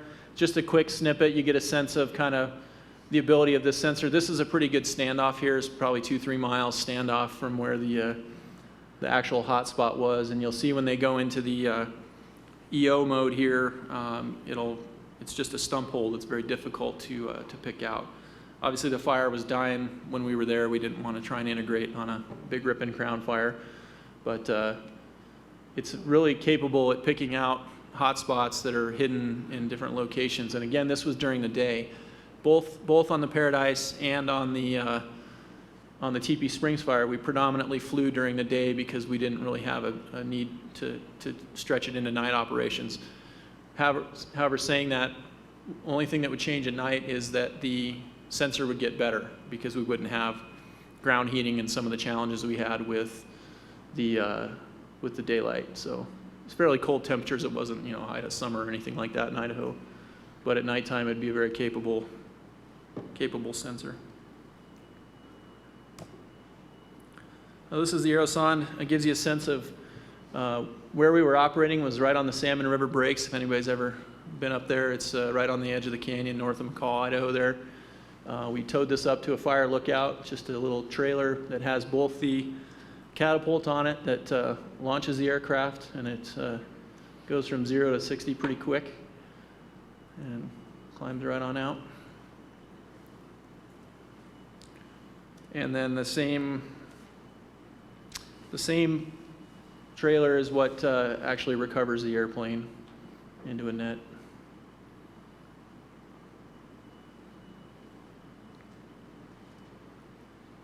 So some of the things that are possible are taking the imagery and conducting different analyses using GIS. And this is way outside of my wheelhouse, but this is some of the work that was done with the data that was captured after the incident by the vendor.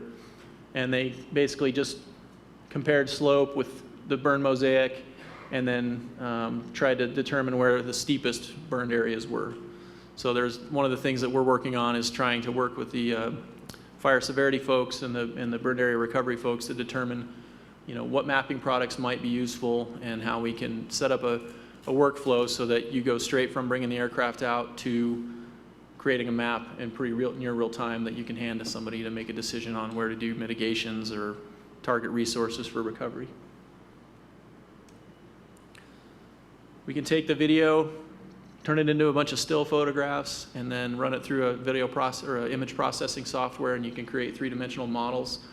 And we're doing this now with a lot of our existing scientific work, creating 3D models of various geological formations. Maybe it's wildlife habitat, down to literally sagebrush height within centimeters, so they can classify where an endangered species might be interested in hanging out.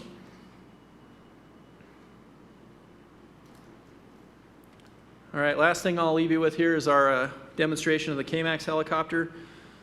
So again, like I say, we struck up a conversation going on almost 3 years ago now, excuse me, with Lockheed Martin and Command about using the KMAX for the firefighting mission. And from that, they put together a demonstration for a variety of stakeholders back in New York in November of 2014. And went back there with a cadre of folks from the Forest Service, DOI, fire bureaus, our inspector pilots, folks like that. Got the demonstration, sat down, said, okay, do we think this is worth pursuing? And so we got in a conference room there back in New York, and unanimously everybody said, yep, I think this is something that's worth pursuing pursuing further. So provided back to Lockheed Martin and command a list of things that we thought would make the system more effective for the firefighting mission. And then we started working to do a demonstration back in Boise for the fire leadership of DOI and the Forest Service. We brought the aircraft back last October and conducted about a week and a half of flying in preparation for the demo and doing different mission scenarios to include cargo delivery. Like I said, the aircraft was built for that. That mission's pretty well wired tight. They don't need a whole lot more information than a location and make sure that the drop zone's clear. It has a 4-hook carousel on it on a 55-foot line, so a little shorter than what we use in some cases, but we also moved cargo with a 100 and 150-foot long line and didn't have any problem doing that. I've been around short haul. About half my career I was working on a helitack crew that did short haul with the Park Service in Jackson. And I saw a lot of pilots go through the short haul test. Richie can attest to the pain that is. And this system is every bit as stable or more stable than the best long line pilot I've seen. Sorry guys, it's just a reality.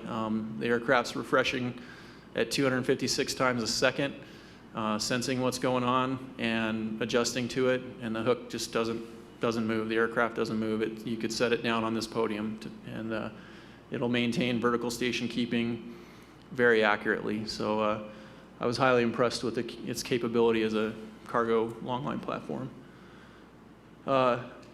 Equally so, we were able to do a variety of different water dropping missions, including spot drops, single line drops, and progressive line building. We could utilize the high bandwidth beyond line of sight satellite. We did have a few issues there with the SATCOM dropping out, so that's one of the areas that needs to be fine-tuned to have it be most effective. Some of the DTED is a digital terrain elevation data. That's basically the surface map of the entire world, and it just shows where everything's at. What it doesn't show is timber, so working on a system to detect and avoid low-level threats, and there's a few different options there, from a LiDAR type thing to there's other radar systems that you can use. So there's a lot of different things out there. The radar altimeter sometimes would bounce off the load, and it would sense the load as the ground, so the aircraft would just start climbing, trying to get away from the ground, and the ground was chasing it. So again, imminently overcomable technological problem, but those are some of the issues that we ran into. And then here with all these platforms, universally, most of them, they're all DoD contractors, and they're very good at what they did overseas, but they don't understand fire tactics. So they would start following the helicopter because they think they're supposed to follow the bad guy, when all I care about seeing is what the fire's doing. I don't need to see the helicopter going back and forth to the dip site. So it took some time to train folks on what our tactics are, how we would drop water in the event of a fire. I just got a couple video clips here. So this just shows a trail drop. We placed a target out there. We gave the aircraft a release point, and it would release at that point.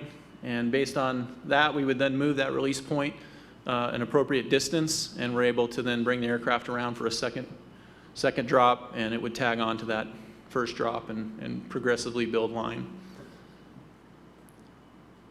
And then spot drops, so we'd place a target out there, and the aircraft would come, and the pilot the operator on the ground can actually manipulate the aircraft, can move it ever so slightly. So the pilot's not out of the loop. It's not a fully autonomous system. It's being flown by an operator, and you can move them around, or you can give them a target, just like we do with our current manned aircraft pilots. This last one I think is the most interesting one. We had a fire that broke out right before the demonstration, ironically just up the road, and so it was very smoky. Fortunately, it wasn't so smoky we couldn't do it, but it kind of demonstrates the capability of these types of sensors. And let me be clear, I'm advocating UAS because my job is UAS, but I also, as a firefighter, I'm advocating technology and the use of technology. And it doesn't matter if it's on a UAS or it's on an airplane, we should be using this technology because, in my humble opinion, we're way behind. We're a very slow group to react and to embrace new technology. And so I think, things are advancing so quickly that there's a lot of tools out there that could be brought to bear to support the folks on the ground. So you'll see here as the aircraft's coming into the drop site, they'll flip into the IR mode, and this boat will appear on the lake, and you'll see the mountains in the background very clearly. And now you can see where the reticle is in the center of the screen is the previous drop that the aircraft did. So now it's coming in to tag and extend on that drop. Back into EO mode, everything disappears. You can't see the boat, and the mountains disappear. Back into IR, and you can clearly see. So with a sensor like this, not only can you see where you're going to drop, but you can determine whether or not you close the gap on the water. Could be retardant, doesn't matter. And it stops right before the release here, but you get a sense of. So that reticle is basically locked on the release point that we gave them, and it would stay on that as they flew by, and then it would actually track as the aircraft flew by. And we did the same thing with cargo points. We would put the program in a cargo point, and it would automatically slave the camera to that point so the operator could watch as the aircraft was approaching with the cargo load if they were going to run into any obstacles, potentially. So for 16, we just met this week, our subcommittee. We're putting together our recommendations back up to NIAC. But what they are is basically what you see here. Incrementally increased upon what we did last year. So we are pursuing on-call contracts through the BLM for ISR aircraft. We're working on our specifications now, and we'll be flying those contracts some point this spring. We're going to use our in-house fleet aircraft on prescribed fires to fine-tune the map making type of mission, as well as providing real-time information to folks that are there on the ground. And likely those are going to be times where we're not going to be integrated, at least initially, with the manned aircraft, or maybe on an extremely limited basis. We're looking at contractors for providing post-fire analysis imagery, and we're going to be trying to compare some of the stuff that we gather with UAS with things like the AFU aircraft that the Forest Service have that are doing retardant effectiveness studies. And then we're going to be working with state and federal partners to hopefully continue the integration. Again, it's crawl, walk, run. It's a big, big strategy. It's a big, big thing that we're launching off on here, and we want to make sure we're not just putting another aircraft in the sky that's not doing something useful. With that, I'd be happy to take any questions, arrows, or bullets.